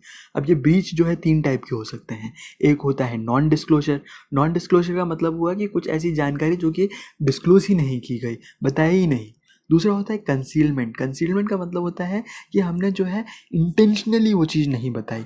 एक होता है नॉन डिस्क्लोजर, हो सकता है मिस हो गया हो, वो अलग चीज़ है। कंसीलमेंट मतलब कि हमने इंटेंशनली कुछ डिटेल्स को शेयर नहीं किया, जैसे अगर व्यक्ति डायबिटिक था उसने बताया नहीं कि वो डायबिटिक है, तो वहाँ पे कंसील किया गया, इन्फॉर्मेशन को जो है छुपाया गया। तीसरा होता है मिस रिप्रेजेंटेशन। अभी मिस रिप्रेजेंटेशन का मतलब जानकारी दी तो गई बट गलत जानकारी दी गई। इसमें भी 2 केसेस हो सकते हैं। एक होता है इनोसेंट, ये कई बार जो है हम लोग जो है बाय मिस्टेक गलत जानकारी दे देते हैं, जैसे ये फ़ोन नंबर हमने गलत दे दिया, तो वो एक इनोसेंट मिस्टेक कहलाएगा। वहीं पे फ्रॉडुलेंट मतलब ये है कि जानबूझ के जो है हमने गलत जानकारी दी, जैसे कि उनको पता चला कि जो टर्म इंश्योरेंस है उसमें ग्रेजुएट होना ज़रूरी है, तो भले ही ग्रेजुएशन नहीं था तो उन्होंने जो है डिस्क्लोज़ कर दिया कि हमारे पास ग्रेजुएशन है, तो वो फ्रॉडुलेंट कहलाएगा, उसे हम मिस रिप्रेजेंटेशन कहते हैं। आइए दोस्तों, अब हम समझते हैं इंश्योरेबल इंटरेस्ट के कॉन्सेप्ट को। जैसा कि मैंने आपको चैप्टर 1 में बताया था कि जो भी चीज़ को आप इंश्योर कराना चाहते हैं उसमें आपका फाइनेंशियल इंटरेस्ट मौजूद होना ज़रूरी है। जैसा कि आप अपने पड़ोसी का कार जो है इंश्योर नहीं करा सकते क्योंकि उसमें आपका कोई इंश्योरेबल इंटरेस्ट या फिर फाइनेंशियल इंटरेस्ट मौजूद ही नहीं है। वहीं पे वो बिलोंगिंग अगर आपका हो या आपके हस्बैंड या वाइफ का हो या पेरेंट्स का हो तो उसको आप चाहें तो इंश्योर करा सकते हैं क्योंकि कहीं ना कहीं आपका भी फाइनेंशियल इंटरेस्ट उससे जुड़ा हुआ है, जैसे कि आपकी गाड़ी या कार इत्यादि। दोस्तों, खास आप लोगों के लिए बहुत ज़रूरी है कि आप फ्री लुक पीरियड या फिर कूलिंग ऑफ पीरियड को अच्छे से समझ लें। मान लेते हैं किसी पॉलिसी होल्डर ने जो है कॉन्ट्रैक्ट साइन तो कर लिया, तो इसका मतलब ये नहीं है कि ये फाइनल हो गया कि अब उसको जो है उसका अमाउंट रिटर्न नहीं किया जा सकता। हालांकि 15 दिन का टाइम रहता है IRDA के हिसाब से कि पॉलिसी होल्डर जो है पॉलिसी डॉक्यूमेंट को रिसीव होने के बाद अच्छे से उसे पढ़े, और अगर उसे लगता है कि नहीं उसने गलती कर ली तो वो जो है पॉलिसी को रिटर्न करके अपना पूरा प्रीमियम वापस भी ले सकता है। तो इस तरह की जानकारी कई बार पॉलिसी होल्डर्स को होती है बट इंश्योरेंस एजेंट्स को नहीं होती, या फिर कई केसेस में जो है इंश्योरेंस एजेंट इस तरह की जानकारी नहीं देना चाहता। गलत है, क्योंकि अगर कहीं पे भी ये प्रूव हो जाए कि उन्होंने आपको फ्री लुक पीरियड में अप्रोच किया था और आपने उन्हें प्रॉपरली सपोर्ट नहीं दिया तो वो भी कहीं ना कहीं आपके कोड ऑफ कंडक्ट को ब्रीच करता है। आज के इस वीडियो के माध्यम से हम लाइफ इंश्योरेंस बिजनेस के कंपोनेंट्स को समझेंगे। इसमें कई सारे ऐसे वर्ड्स हैं जो कि आपने पहले भी सुन रखे होंगे, बट इनका मीनिंग जो है डिटेल में आज हम इस चैप्टर के ज़रिए समझेंगे। आपको ऐसे भी कई सारे क्लाइंट्स मिलेंगे जो आपसे पूछेंगे कि उनको कितने लाइफ इंश्योरेंस कवर को लेने की ज़रूरत है, ताकि आप उसका सही जवाब दे पाएँ। इसलिए आपको ये चैप्टर जो है अंत तक ज़रूर देखना होगा। दोस्तों, एसेट जो हैं 2 टाइप के होते हैं, एक होता है फिजिकल एसेट और दूसरा होता है नॉन फिजिकल एसेट। अब फिजिकल एसेट में आप जैसे कि कार देख लें कि आप अगर पता करना चाहते हैं कि आपकी कार की आज की करंट वैल्यू कितनी है तो ये पता करना काफ़ी आसान है।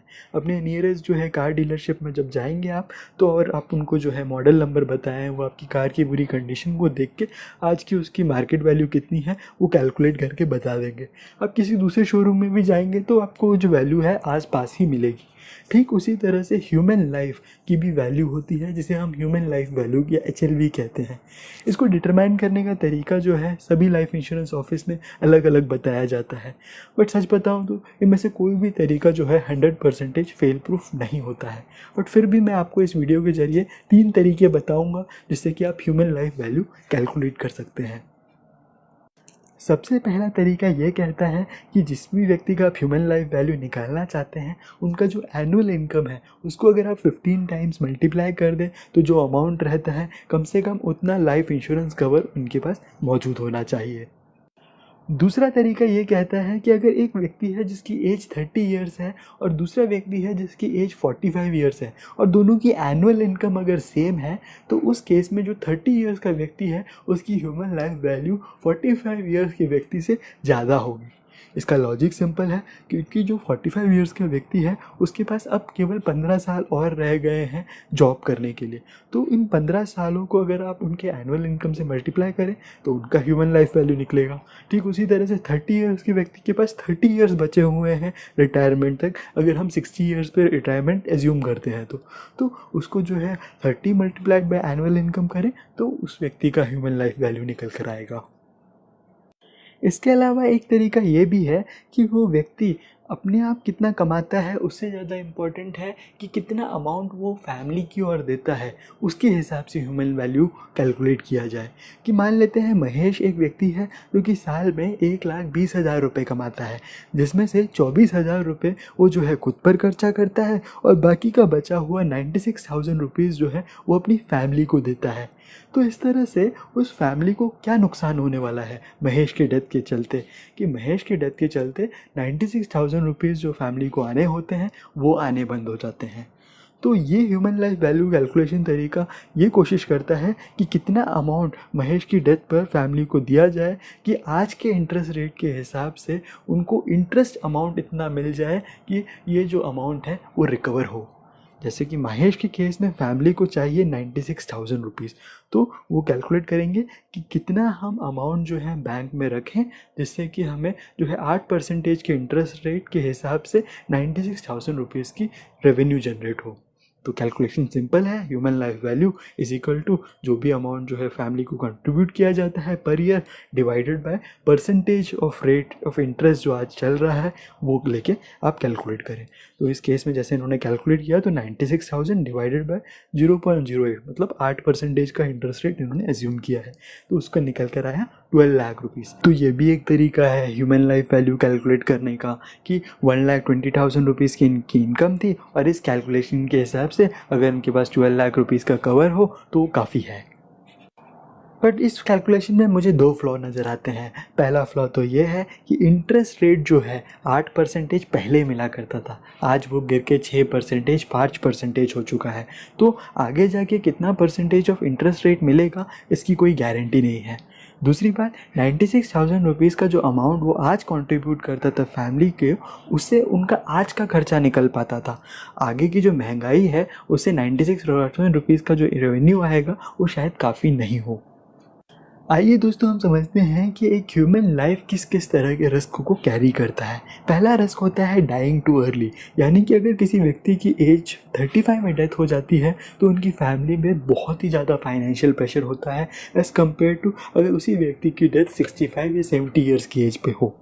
क्योंकि आप जानते हैं कि 30-35 ईयर्स की एज में बच्चे भी फाइनेंशियली जो है डिपेंडेंट होते हैं, पूरी फैमिली उन पर फाइनेंशियली डिपेंडेंट होती है। वहीं पे 65-70 ईयर्स की एज में आते आते उनकी जो फाइनेंशियल डिपेंडेंट लोग होते हैं ऑलरेडी इंडिपेंडेंट हो चुके होते हैं और उस एज में आते आते इन्होंने ऑलमोस्ट इतने एसेट्स जो हैं क्रिएट कर लिए होते हैं जिससे कि फैमिली का आगे का गुजारा हो सके। तो मुझे अगर पूछा जाए तो मैं कहूँगा कि 70 ईयर्स के एज के बाद अगर कोई व्यक्ति टर्म प्लान को चालू रखता है तो उसका कोई खास फ़ायदा नहीं है। इसके पीछे 2 कारण हैं। पहला कारण तो ये हो गया कि 70 ईयर्स के बाद जो है कोई भी उन पर फाइनेंशियली डिपेंडेंट नहीं है। दूसरा, कि उस एज में आते आते उन्होंने इतने एसेट तो क्रिएट कर लिए होंगे कि अगर उनकी वाइफ जो है हाउसवाइफ भी है तो उस एसेट से जो है आगे की लाइफ गुजार सके। तीसरा ये हो गया कि उस समय अगर इतना एक लाइफ इंश्योरेंस कवर जो आज प्रॉमिस किया जा रहा है वो मिल भी जाए तो उस समय की वैल्यू के हिसाब से उसकी कोई वैल्यू नहीं रह जाएगी। इसका ठीक एग्जांपल एक तो ये हो गया कि 20 साल पहले 1 लाख रुपए की बहुत बड़ी वैल्यू थी। आज अगर लाइफ इंश्योरेंस कवर 1 लाख रुपए का किसी को मिल जाए तो उससे कोई काम भी ना आए। दोस्तों ये तो मेरा पर्सनल ओपिनियन हुआ, बट कई सारे ऐसे लोग हैं जो कि 85 ईयर्स की एज तक जो है लाइफ इंश्योरेंस कवर को लेके चलते हैं, बट वो भी एक रिस्क कैरी करते हैं। उनका 85 ईयर्स की एज तक कवर लेने के पीछे का उद्देश्य ये रहता है कि कभी ना कभी तो डेथ होगी और हो सकता है कि 85 ईयर्स की एज से पहले ही हो जाए, तो कम से कम जितना प्रीमियम अमाउंट दिया है उससे काफ़ी ज़्यादा बड़ा अमाउंट हमें रिटर्न मिलेगा डेथ होने पर। बट वहाँ पर एक रिस्क वो कैरी करते हैं कि अगर 85 ईयर्स की एज में अगर उनकी डेथ नहीं हुई तो उनके दिया हुआ प्रीमियम तो वैसे भी लॉस होना है। तो dying too late is also considered as risk, कि बहुत ही बाद में अगर हमारी मृत्यु होती है तो वो भी एक रिस्क है। नेक्स्ट जो रिस्क होता है वो होता है डिसेबिलिटी और इलनेस। कई बार जब हम लोग लाइफ इंश्योरेंस प्लान लेते हैं तो वो जो है हमें केवल लाइफ का कवर देता है, डिसेबिलिटी हो या कोई क्रिटिकल इलनेस हो तो उसके अगेंस्ट जो है हमें प्रोटेक्शन नहीं देता। तो ऐसे केसेस में अगर किसी व्यक्ति को डिसेबिलिटी हो जाती है तो उसका जो रेवेन्यू सोर्स है वही बंद हो जाता है, बट उसके बावजूद उसको किसी भी तरह का कोई कवर नहीं प्रोवाइड होता और आखिर में जाके जो है पॉलिसी लैप्स हो जाती है। तो इस तरह की डिसेबिलिटी होना या कोई मेडिकल कंडीशन होना भी एक रिस्क है जो कि ह्यूमन लाइफ कैरी करता है। आइए दोस्तों हम समझते हैं इंडेमनिटी का क्या मतलब होता है। जो लाइफ इंश्योरेंस कंपनी होती है वो किसी ना किसी प्रोडक्ट या फिर आपकी लाइफ को इंडेमनीफाई कर रही होती है। इंडेमनीफाई का मतलब ये हुआ कि कोई भी इस तरह की घटना होती है जिसके चलते अगर लाइफ चली जाए या फिर अगर आपके कार का एक्सीडेंट हो जाए तो उस केस में वो किस तरह से उस पूरे एक्सीडेंट को एसेस करेंगे ये पता करने के लिए कि आपको एक्चुअली में कितना लॉस हुआ है और उसके हिसाब से कितना कंपनसेशन बनता है, उसको हम कहते हैं इंडेमनिटी। दोस्तों ज़्यादातर लाइफ इंश्योरेंस पॉलिसीज़ या अन्य पॉलिसीज़ में आप देखेंगे कि जो प्रीमियम अमाउंट होता है वो हर साल चेंज नहीं होता, वो फिक्स अमाउंट रहता है ताकि लोगों को जो है ट्रांसपेरेंसी बनी रहे और लोगों का विश्वास बना रहे कि कल जो है ऐसा नहीं होगा कि आगे जाने वाली कंडीशंस के चलते हमें प्रीमियम अमाउंट ज़्यादा देना पड़े। वहीं पर रही बात रिटर्न की, तो हो सकते हैं बहुत सारे ऐसे प्लान्स हैं जहाँ पर रिटर्न फ्लक्चुएट कर जाते हैं मार्केट कंडीशंस को लेके या फिर बोनस एलिमेंट को लेके, जो कि हम आने वाले चैप्टर्स में डिटेल में कवर करने वाले हैं। बट रही बात प्रीमियम की, तो हमेशा ज़्यादातर पॉलिसीज़ में आप लेवल प्रीमियम पाएंगे कि जो साल पहले में आपको प्रीमियम देना है वही साल 15 में भी आपको प्रीमियम देना होगा। दोस्तों आपको बता दूं, principle of risk pooling, principle of risk pooling जो है म्यूचुअलिटी प्रिंसिपल पर काम करता है। इसका मतलब जितने भी लोग वो रिस्क कैरी कर रहे होते हैं उन्हीं का अमाउंट जो है एक साथ जोड़ा जाता है और अगर किसी को ज़रूरत होती है तो उस फंड को यूज़ किया जाता है। ऐसे तो अगर आप देखेंगे तो इंश्योरेंस कंपनीज़ के पास अलग अलग टाइप की पूलिंग होती है। जो टर्म इंश्योरेंस प्लान जितने लोगों ने लिया है उन सब का फंड एक जगह इकट्ठा होता है। वैसे ही अगर किसी ने कार इंश्योरेंस ले रखा हो तो उसका फंड एक जगह इकट्ठा होता है।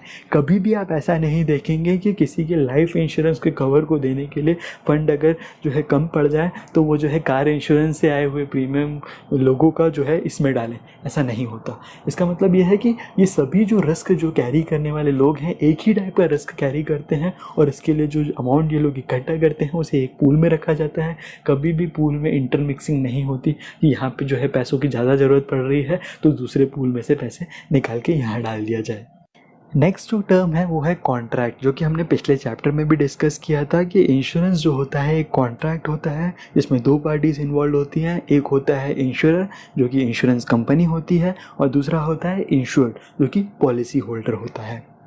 आज के इस वीडियो में हम जो है फाइनेंशियल प्लानिंग प्रोसेस को A to Z समझने वाले हैं।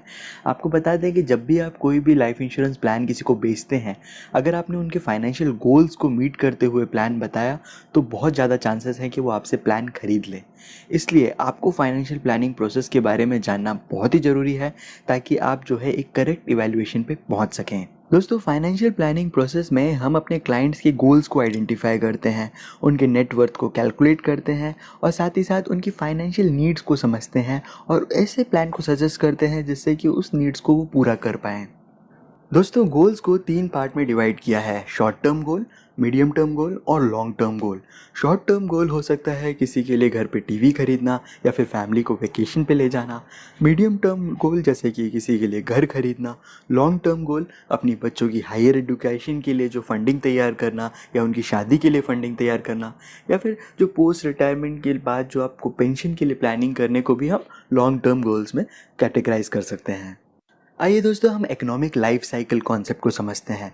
जब बहुत सारे लोगों के ऊपर स्टडी किया गया तो उन्होंने पाया कि एक फ़ेज़ होता है जिसे हम कहते हैं स्टूडेंट फ़ेज़, जहाँ पे लोग जो है पढ़ाई करते हैं, अपनी जॉब के लिए प्रिपरेशन करते हैं ताकि वो अपने नेक्स्ट स्टेज में जाके अर्न कर सकें। और उस अर्न करने वाले स्टेज को हम कहते हैं वर्किंग फ़ेज़। अब वर्किंग फ़ेज़ कुछ लोगों के लिए 20 ईयर्स में चालू हो जाता है, कुछ लोगों के लिए 25 या थोड़ा लेट भी चालू होता है। वहीं पे ये जो एक बार चालू हो जाता है तो अगले 35-40 साल तक कंटिन्यू रहता है जहाँ पे हम अर्न करते हैं पैसे। उसके बाद आता है रिटायरमेंट फ़ेज़।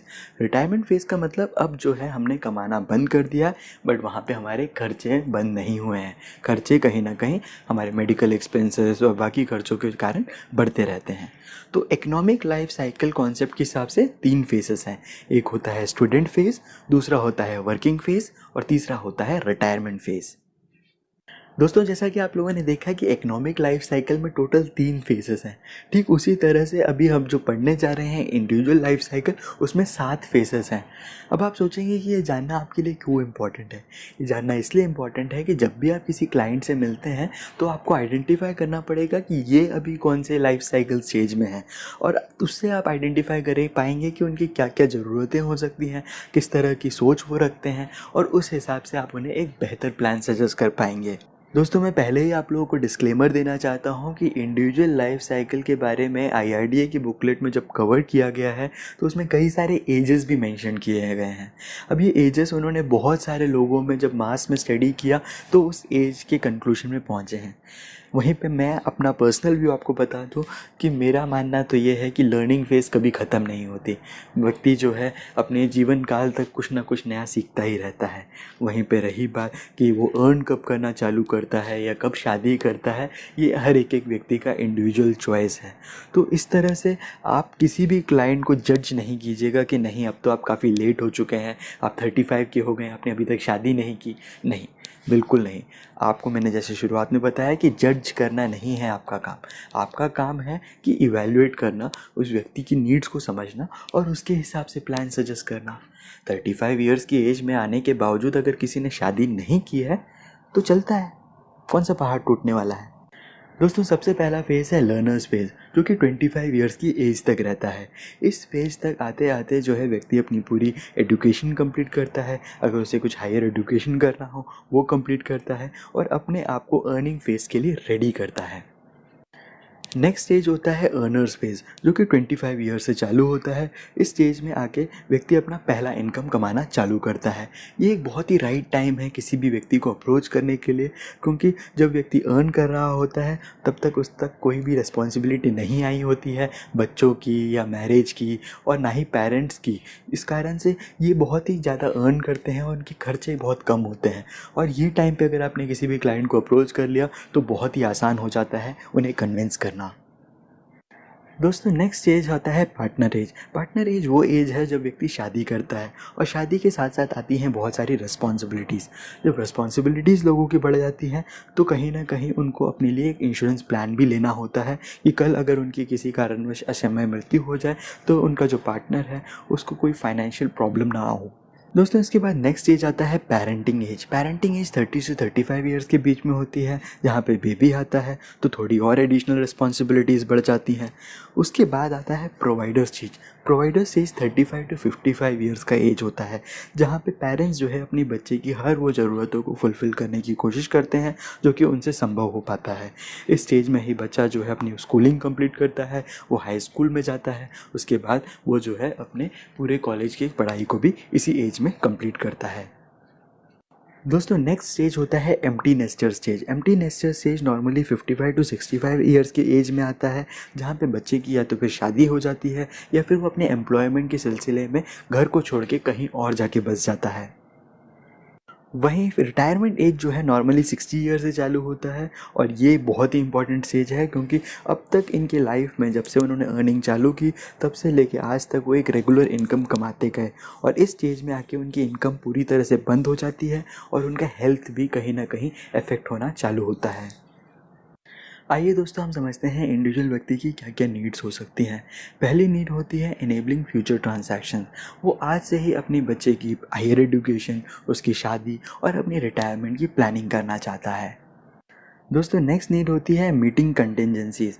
आप सभी जानते हैं मुसीबतें जो हैं बताकर नहीं आती हैं, ठीक इसीलिए आप लोगों को पहले से प्लान करना पड़ता है। इन केस अगर अनएम्प्लॉयमेंट हो जाए या हॉस्पिटलाइजेशन का एक बड़ा खर्चा निकल आए या किसी की डेथ हो जाए तो उसको हम जो है इंश्योरेंस की मदद से कवर कर लें, ताकि हमारी सेविंग्स उस कारण से अफेक्ट ना हो। दोस्तों तीसरी नीड होती है वेल्थ एक्यूमुलेशन। हर व्यक्ति चाहता है कि अपनी अर्निंग फेज में ही इतना पैसा वो कमा ले कि रिटायरमेंट के टाइम आते आते इतना वेल्थ एक्यूमुलेट हो जाए कि किसी और से पैसे मांगने ना पड़े। दोस्तों आप लोगों ने अभी तक जो है लोगों की इंडिविजुअल नीड्स को समझा। आइए अब हम डिस्कस करते हैं कौन से ऐसे फाइनेंशियल प्रोडक्ट्स हैं जो कि आपको इन नीड्स को फुलफ़िल करने में मदद करेंगे। दोस्तों इसमें सबसे पहला आता है ट्रांसैक्शनल प्रोडक्ट। जब भी आपके गोल्स पास आ रहे हों तो बहुत ही ज़रूरी है कि आप अपने एसेट्स को सेल करके उसे लिक्विड में रखें अपने बैंक डिपॉजिट में, ताकि कल अगर आपको अचानक से पैसों की ज़रूरत पड़े तो आप उसे निकाल सकें। अब जहाँ पे अगर आपने कहीं मार्केट में इन्वेस्ट कर रखा हो तो मार्केट फ्लक्चुएशंस के कारण हो सकता है कि आपकी जो नेट वैल्यू है उसमें बहुत बड़ा फ़र्क आ जाए, तो वो आप नहीं चाहते, इसलिए आप क्या करते हैं कुछ टाइम पहले ही उसे निकाल के बैंक डिपॉजिट्स में रख लेते हैं। ये रियल एस्टेट की केस में भी बहुत ही वैलिड है, क्योंकि अगर आप सोच रहे हैं कि अपनी बच्चों की पढ़ाई कराने के लिए आप अपनी ज़मीन को बेच के जो है उन्हें पढ़ाएंगे, तो हो सकता है जिस साल आप उसे बेचने जाएं तो आपको उसकी सही कीमत ना मिले। दोस्तों दूसरा आता है कंटिजेंसी प्रोडक्ट, यानी कि इंश्योरेंस। इंश्योरेंस एक ऐसा प्रोडक्ट है जो कि आपको अनफोर्सीन इवेंट या फिर ऐसी घटनाएं जिसे आप पहले से प्रेडिक्ट नहीं कर सकते उसके अगेंस्ट जो है फाइनेंशियल प्रोटेक्शन प्रोवाइड करता है।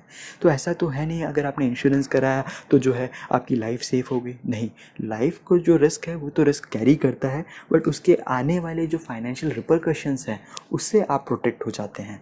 वहीं दोस्तों वेल्थ एक्यूमुलेशन के लिए भी हमारे इंश्योरेंस में कई सारे प्रोडक्ट्स हैं। इसके अलावा शेयर्स में लोग इन्वेस्ट करते हैं, बॉन्ड्स में इन्वेस्ट करते हैं, म्यूचुअल फंड्स में इन्वेस्ट करते हैं, ताकि वो वेल्थ को क्रिएट कर सकें।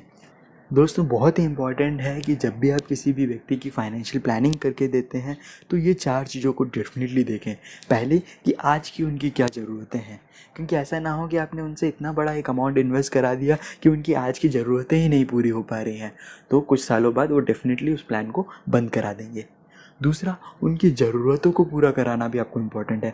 ऐसा नहीं कि आपने इन्वेस्टमेंट अमाउंट इतना छोटा बता दिया उन्हें कि उनकी जो फ्यूचर गोल्स हैं वो उससे पूरे ही नहीं होंगे, और ये रियलाइजेशन उन्हें आएगा, हो सकता है आज आए या 2 साल या 5 साल बाद आए कि आपने जो इन्वेस्ट करने वाला अमाउंट बताया था वो इतना छोटा था कि उससे तो मेरे को नहीं लगता कि गोल्स पूरे हो रहे हैं। वहीं पे बहुत इम्पॉर्टेंट है कि इनकम सबका एक जैसा नहीं है। उस व्यक्ति की क्या इनकम है उस हिसाब से उसे एक प्लान सजेस्ट करें। ऐसा ना हो कि उसके ऊपर बहुत ही एडिशनल दबाव आ जाए आपके एक प्लान के कारण। वहीं पे हर व्यक्ति की रिस्क लेने की कैपेसिटी एक जैसी नहीं होती। कुछ लोग जो है ज़्यादा रिस्क ले पाते हैं, कुछ लोग रिस्क से बिल्कुल दूर भागते हैं। तो उस सबको ध्यान में रखते हुए ही आपको उनको प्लानिंग करके देना होता है। दोस्तों, कई लोग मुझसे पूछते हैं कि फाइनेंशियल प्लानिंग का राइट टाइम क्या है।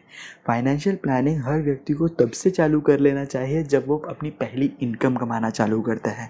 वही राइट टाइम होता है इन्वेस्टमेंट चालू करने के लिए भी और एक प्रॉपर फाइनेंशियल प्लानिंग के लिए भी। वहीं पे अगर वो विंडो आपने मिस कर दिया तो आज का जो डेट है ये आपके लिए राइट टाइम है फाइनेंशियल प्लानिंग को सीरियसली लेने का।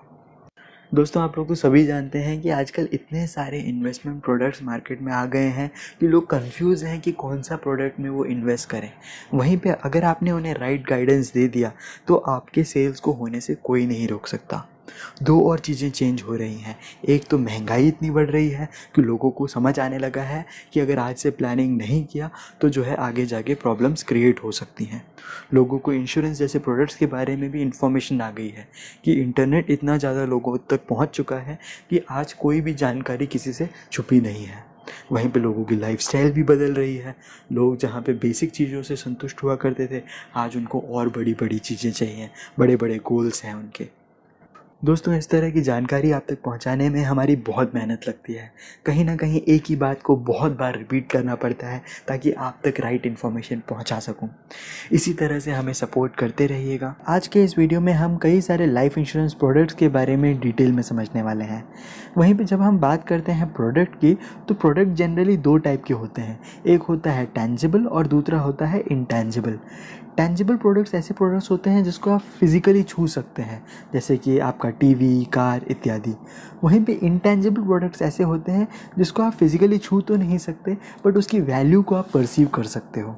जैसे कि अगर आपके पैसे बैंक में एफडी में रखे हुए हैं तो आपके परसेप्शन में वो जो अमाउंट है वो बढ़ रहा है। क्या आप उसे फिज़िकली टच कर पा रहे हैं? जी नहीं। तो ऐसे प्रोडक्ट जिसको आप फिज़िकली टच नहीं कर सकते उसे इंटेंजिबल कहते हैं। वहीं पे ऐसे प्रोडक्ट जिसको आप फिज़िकली टच कर सकते हैं, फील कर सकते हैं, उन्हें टेंजिबल प्रोडक्ट्स कहते हैं। तो दोस्तों, आप लोग समझ चुके होंगे कि लाइफ इंश्योरेंस भी एक इंटेंजिबल प्रोडक्ट ही है जिसकी रियल वैल्यू आप केवल अपने कस्टमर को रियलाइज़ करा सकते हैं, वो उसे फिज़िकली फील नहीं कर सकते। वहीं पे जो टेंजिबल प्रोडक्ट्स होते हैं जैसे कि कार, इसे बेचना फिर भी आसान होता है क्योंकि आप अपने कस्टमर को कार में बिठा सकते हैं, उन्हें टेस्ट ड्राइव दिला सकते हैं और उसके फ़ायदे भी उन्हें काफ़ी आसानी से रियलाइज़ हो जाते हैं कि अगर एक बार कार ख़रीद लिया तो कल से जो है ऑफिस कार में जा पाएंगे। वहीं पे लाइफ इंश्योरेंस एक इंटेंजिबल प्रोडक्ट होने के कारण कभी भी कस्टमर उसे फिज़िकली रियलाइज़ नहीं कर सकता। इसलिए आपकी रिस्पॉन्सिबिलिटी और बढ़ जाती है कि आप क्लाइंट को प्लान के फीचर्स बताएं, उसके बेनिफिट्स बताएं, उसके डेथ बेनिफिट के बारे में भी जागरूक करें ताकि क्लाइंट जो है एक इन्फॉर्म्ड चॉइस के साथ आपके साथ प्लान लेने के लिए रेडी हो। दोस्तों, लाइफ इंश्योरेंस प्रोडक्ट्स में इन्वेस्ट करने का प्राइमरी गोल हमेशा प्रोटेक्शन ही होता है कि कल अगर किसी कारणवश डेथ हो जाए तो फैमिली को एक फाइनेंशियल एड मिल सके। बट आजकल लाइफ इंश्योरेंस में ही इतने सारे प्रोडक्ट्स निकल चुके हैं जहाँ पे लोग अगर इन्वेस्ट करते हैं तो उनको टैक्स बेनिफिट भी मिल जाता है और अच्छे टैक्स फ्री रिटर्न्स भी मिल जाते हैं। आइए दोस्तों, हम लोग समझते हैं राइडर का क्या मतलब होता है। राइडर का मतलब होता है एडिशनल बेनिफिट। मान लेते हैं कि आपने कोई लाइफ इंश्योरेंस पॉलिसी ले रखी हो और आप चाहते हैं कि उसके साथ साथ कुछ और एडिशनल बेनिफिट्स मिल जाए तो आप राइडर ले सकते हैं। राइडर जब भी आप लेते हैं तो आपको जो नॉर्मल प्रीमियम होता है उसके अलावा थोड़ा और एक्स्ट्रा राइडर प्रीमियम भी देना पड़ता है जो कि उतना बड़ा अमाउंट नहीं होता और यही कारण है कि लोग इस तरह के एडिशनल बेनिफिट्स को भी अपने प्लान के साथ जोड़ के चलते हैं। इसमें सबसे पहला होता है वेवर ऑफ प्रीमियम राइडर। अगर मान लेते हैं किसी को कोई क्रिटिकल इलनेस हो जाती है या फिर अगर डिसेबिलिटी हो जाती है तो वो आगे के प्रीमियम नहीं भर पाता क्योंकि हो सकता है उसकी सैलरी ही आनी बंद हो जाए। तो ऐसे केसेस में अगर आपने वेवर ऑफ प्रीमियम राइडर ले रखा होगा तो आपको जो है आगे के प्रीमियम्स देने की ज़रूरत नहीं है और प्लान फिर भी चलता रहेगा। उसी तरह से होता है term plus rider. Term plus rider उन लोगों के लिए है जिनको लगता है कि उनका जो लाइफ कवर है वो पर्याप्त नहीं है। मान लेते हैं किसी का प्लान जो है 50 लाख रुपए का कवर दे रहा था और उन्हें लगता है कि एडिशनल 25 लाख रुपए का कवर मिल जाता तो अच्छा होता। तो अगर इस तरह का राइडर को वो अपने प्लान के साथ ऐड कर लेते हैं तो उनको जो है टोटल 75 लाख रुपीज़ का कवर मिल जाता है। डेफिनेटली उसमें प्रीमियम में छोटा मोटा फ़र्क ज़रूर देखने को मिलेगा। वहीं दोस्तों एक होता है accidental death and disability rider. अगर किसी व्यक्ति की एक्सीडेंट के दौरान डेथ होती है या फिर डिसेबिलिटी हो जाती है तो इस राइडर की मदद से एक भारी अमाउंट जो है मिल जाता है, जिससे कि वो अपने हॉस्पिटलाइजेशन के खर्चों को पूरा कर सकें। दोस्तों आज के इस चैप्टर में केवल हम ट्रेडिशनल इंश्योरेंस प्रोडक्ट्स के बारे में समझेंगे, वहीं पे नेक्स्ट चैप्टर में हम नॉन ट्रेडिशनल इंश्योरेंस प्रोडक्ट्स के बारे में डिटेल में समझेंगे। दोस्तों सबसे पहले डिस्कस करते हैं term insurance plan. Term insurance plan को आप सबसे सिंपल और सबसे सस्ता इंश्योरेंस प्लान मान सकते हैं। इसमें इकलौता बेनिफिट जो पॉलिसी होल्डर को होता है वो यही है कि अगर पॉलिसी टर्म के दौरान उस व्यक्ति की अगर डेथ हो जाती है तो उसकी फैमिली को एक फाइनेंशियल सपोर्ट मिल जाता है एक बड़े अमाउंट के साथ। टर्म इंश्योरेंस प्लान हमारे देश में सबसे पॉपुलर प्लान भी है। इसका कारण सिंपल है कि मात्र 10 से 15 हज़ार रुपये दे के व्यक्ति को 1 करोड़ रुपए तक का कवर मिल जाता है। वहीं अगर इसके नेगेटिव पक्ष को देखें तो ये रहेगा कि अगर व्यक्ति की उस टर्म के दौरान अगर डेथ नहीं होती है तो उसके द्वारा दिया हुआ पूरा प्रीमियम अमाउंट के बदले उन्हें कुछ वापस नहीं मिलता, क्योंकि इस प्लान में कोई भी मैच्योरिटी वैल्यू नहीं होती। वहीं दोस्तों मार्केट में आजकल ऐसे भी कई सारे प्लान्स आ चुके हैं जहां पे अगर इनिशियली आपने 1 करोड़ रुपए का अगर प्लान लिया हो तो आगे जाके अगर आपको लगता है कि आपकी रिस्पॉन्सिबिलिटीज़ बढ़ गई हैं तो उसको बढ़ाकर आप 1 करोड़ 50 लाख का भी कर सकते हैं। उसके लिए आपको अलग से कोई प्लान लेने की आवश्यकता नहीं पड़ेगी और आप मेडिकल से भी बच पाएंगे। वहीं पे रिटर्न ऑफ प्रीमियम वाले टर्म प्लान्स भी मार्केट में अवेलेबल है, जिसमें कि अगर आगे जाके मैच्योरिटी तक डेथ नहीं होती है तो तब तक दिया हुआ पूरा का पूरा प्रीमियम अमाउंट रिटर्न कर दिया जाता है। बट आपको बता दें कि उस केस में भी कोई भी प्रॉफिट नहीं मिलता है, केवल प्रीमियम अमाउंट ही रिटर्न किया जाता है। दोस्तों टर्म इंश्योरेंस का बहुत ही इंपॉर्टेंट रोल है मॉर्टगेज इंश्योरेंस में। जब भी आप कोई होम लोन लेते हैं, मान लेते हैं 25 लाख रुपए का होम लोन लिया, उसके साथ साथ आजकल जो है वो आपको 25 लाख रुपए का इंश्योरेंस कवर भी देते हैं, ताकि अगर किसी कारणवश डेथ हो जाती है तो फैमिली के ऊपर एक फाइनेंशियल प्रेशर ना आए जिसके चलते उन्हें घर छोड़ के निकलना पड़े। तो इसके लिए आजकल मॉर्टगेज इंश्योरेंस के बारे में भी आपको नॉलेज होना चाहिए। होता है इसमें सिंपल है कि जब आप जो है लोन लेते हैं तो 25 लाख रुपए का कवर चलता है और जैसे जैसे आप लोन की किस्त भरते रहते हैं उसी के साथ साथ जो है इसका कवर कम होता चला जाता है। यानी कि अगर आपने जो है इतनी किस्त भर दी कि अब जो बची हुई किस्त है वो 10 लाख की रह गई है तो आपका जो कवर है वो भी 10 लाख रुपए का ही बचता है। तो ऐसे में अगर किसी कारणवश डेथ हो जाए तो जो 10 लाख रुपए का फाइनेंशियल बर्डन है वो आपकी फैमिली के ऊपर नहीं आता, बल्कि लाइफ इंश्योरेंस कंपनी उसे भर देती है। आइए दोस्तों अब हम समझते हैं वोल लाइफ प्लान को। वोल लाइफ प्लान को हम परमानेंट लाइफ इंश्योरेंस पॉलिसी भी कहते हैं। इसका कारण सिंपल है कि यहाँ पे टर्म प्लान जैसे कोई फिक्स्ड टर्म नहीं होता, यानी कि जब कभी भी पॉलिसी होल्डर की डेथ होगी तो उस समय जो है उन्हें अमाउंट दे दिया जाएगा। और यही कारण है कि इसके जो प्रीमियम्स होते हैं वो टर्म प्लान के मुकाबले काफ़ी ज़्यादा होते हैं, क्योंकि टर्म प्लान में कहीं ना कहीं प्रोबेबिलिटी रहती है कि व्यक्ति की जो है उस टर्म के दौरान डेथ ना हो। इस वजह से इसके जो प्रीमियम्स होते हैं वो थोड़े सस्ते होते हैं। वहीं पे इस तरह की कोई एम्बिग्विटी जो है वो लाइफ प्लान में नहीं होती, क्योंकि जब भी कभी डेथ होनी है तो लाइफ इंश्योरेंस कंपनी को पैसे देने पड़ते हैं और यही कारण है कि यहाँ पे जो प्रीमियम अमाउंट है वो ज़्यादा रहता है। दोस्तों वोल लाइफ प्रोडक्ट आप केवल उन लोगों को सजेस्ट कीजिएगा जो कि अपनी नेक्स्ट जनरेशन के लिए वेल्थ क्रिएट करना चाहते हैं। कभी भी ऐसे व्यक्ति को वोल लाइफ प्रोडक्ट मत सजेस्ट कीजिएगा जो कि खुद के लिए वेल्थ क्रिएट करना चाहता है, क्योंकि आपको बता दूं कि वोल लाइफ प्रोडक्ट के जो प्रीमियम्स होते हैं वो ज़्यादा होते हैं और कहीं ना कहीं श्योर शॉट प्रोडक्ट है कि अगर डेथ होगी तो जो है अमाउंट मिलकर ही रहेगा, और जो भी अमाउंट मिलता है वो प्रीमियम के मुकाबले काफ़ी ज़्यादा होता है। तो इसके जो रियल बेनिफिट्स हैं वो तभी मिल पाते हैं जब इन्वेस्टर है उसकी डेथ हो जाए। तो इसका जो रियल बेनिफिट उस व्यक्ति को कभी नहीं मिलेगा, बल्कि उसके नेक्स्ट जनरेशन को मिलेगा। दोस्तों नेक्स्ट हम आते हैं एंडोमेंट पॉलिसीज़ में। ये ऐसी पॉलिसीज़ हैं जहाँ पे हमें सर्वाइवल पे भी बेनिफिट मिलता है और डेथ पर भी बेनिफिट मिलता है। दोस्तों आप लोगों ने इनकम प्लान, चाइल्ड पॉलिसी या फिर मनी बैक प्लान के बारे में तो सुना ही होगा।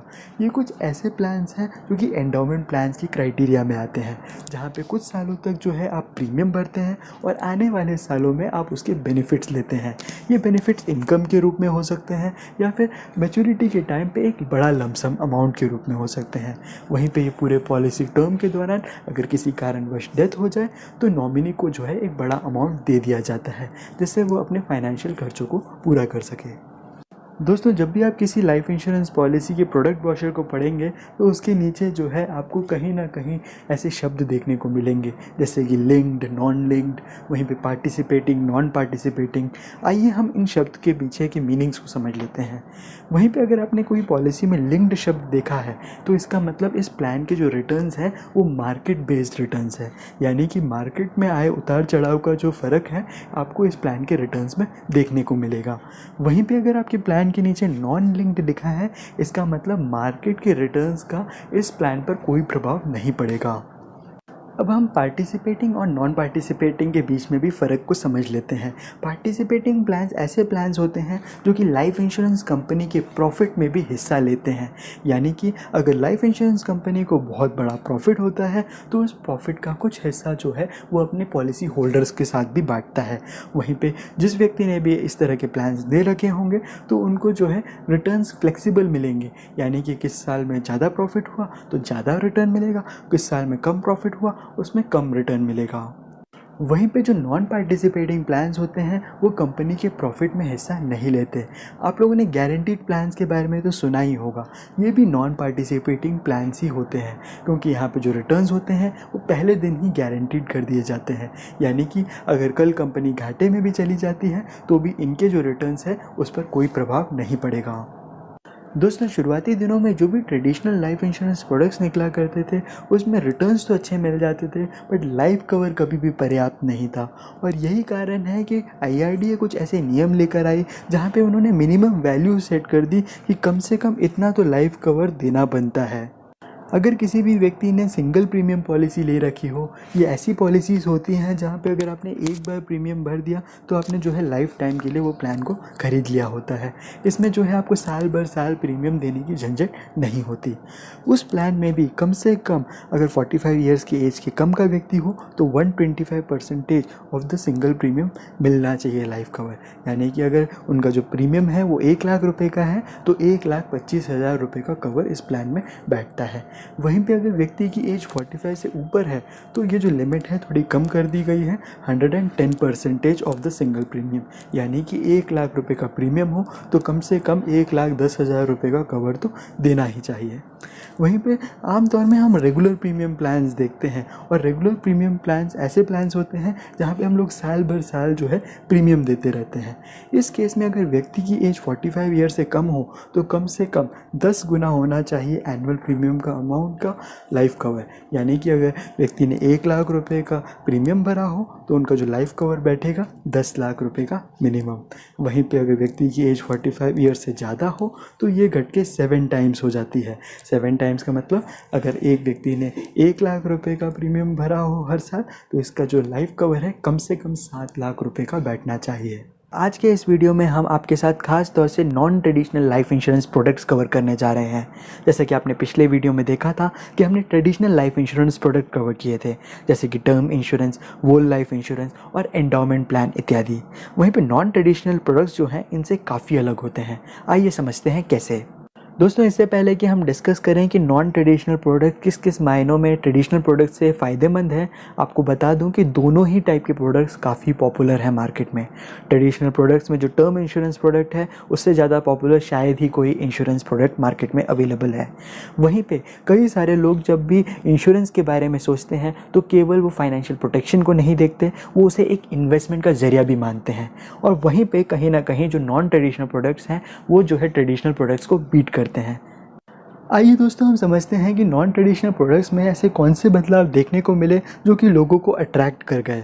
इसमें सबसे पहला आता है अनबंडलिंग, जहाँ पे लोग एंडोमेंट प्लान्स में इन्वेस्ट किया करते थे। उन्हें किसी भी तरह की ट्रांसपेरेंसी नहीं मिलती थी कि उनके द्वारा दिए हुए प्रीमियम का कितना अमाउंट एक्चुअली निवेश किया जा रहा है, कितना अमाउंट जो है लाइफ कवर देने में मदद कर रहा है और कितने अमाउंट जो है वो चार्जेस में डिडक्ट हो रहे हैं। और कई महीने में आप देखेंगे तो एंडोमेंट प्लान में कितना रेट ऑफ रिटर्न है वही पता नहीं चल पाता था। केवल ये कहा जाता था कि इतने सालों तक आप पैसे जमा करें और इतने सालों बाद आपको इतना रिटर्न मिलेगा। वहीं पे जब नॉन ट्रेडिशनल प्रोडक्ट्स मार्केट में इंट्रोड्यूस हुए तो काफ़ी ज़्यादा ट्रांसपेरेंसी देखने को मिली। क्लियर कट बता दिया गया कि अगर आपकी एज इतनी है, इस कारण से जो है आपका लाइफ कवर के लिए इतना अमाउंट हम आपके प्रीमियम में से डिडक्ट करेंगे और इतने सब चार्जेस हैं जो कि डिडक्ट करके बाकी का अमाउंट जो है इन्वेस्ट किया जाएगा। और जब लोगों को ट्रांसपेरेंसी मिलती है तो अपने आप विश्वास उस पर बढ़ जाता है। वही लोग लाइफ इंश्योरेंस प्रोडक्ट्स केवल फाइनेंशियल प्रोटेक्शन के लिए नहीं खरीदा करते थे, वो इसको एक इन्वेस्टमेंट का जरिया भी मानते थे, जहाँ से उनको टैक्स बेनिफिट भी मिलता था और टैक्स फ्री रिटर्न भी। और यही कारण था कि इसके जो रिटर्न्स है उसे इन्फ्लेशन को बीट करना बहुत ही इंपॉर्टेंट था। और पाया गया कि आधे से ज़्यादा जो ट्रेडिशनल लाइफ इंश्योरेंस प्रोडक्ट्स हैं वो इन्फ्लेशन को बीट ही नहीं कर पाते थे या फिर बेयरली बीट करते थे।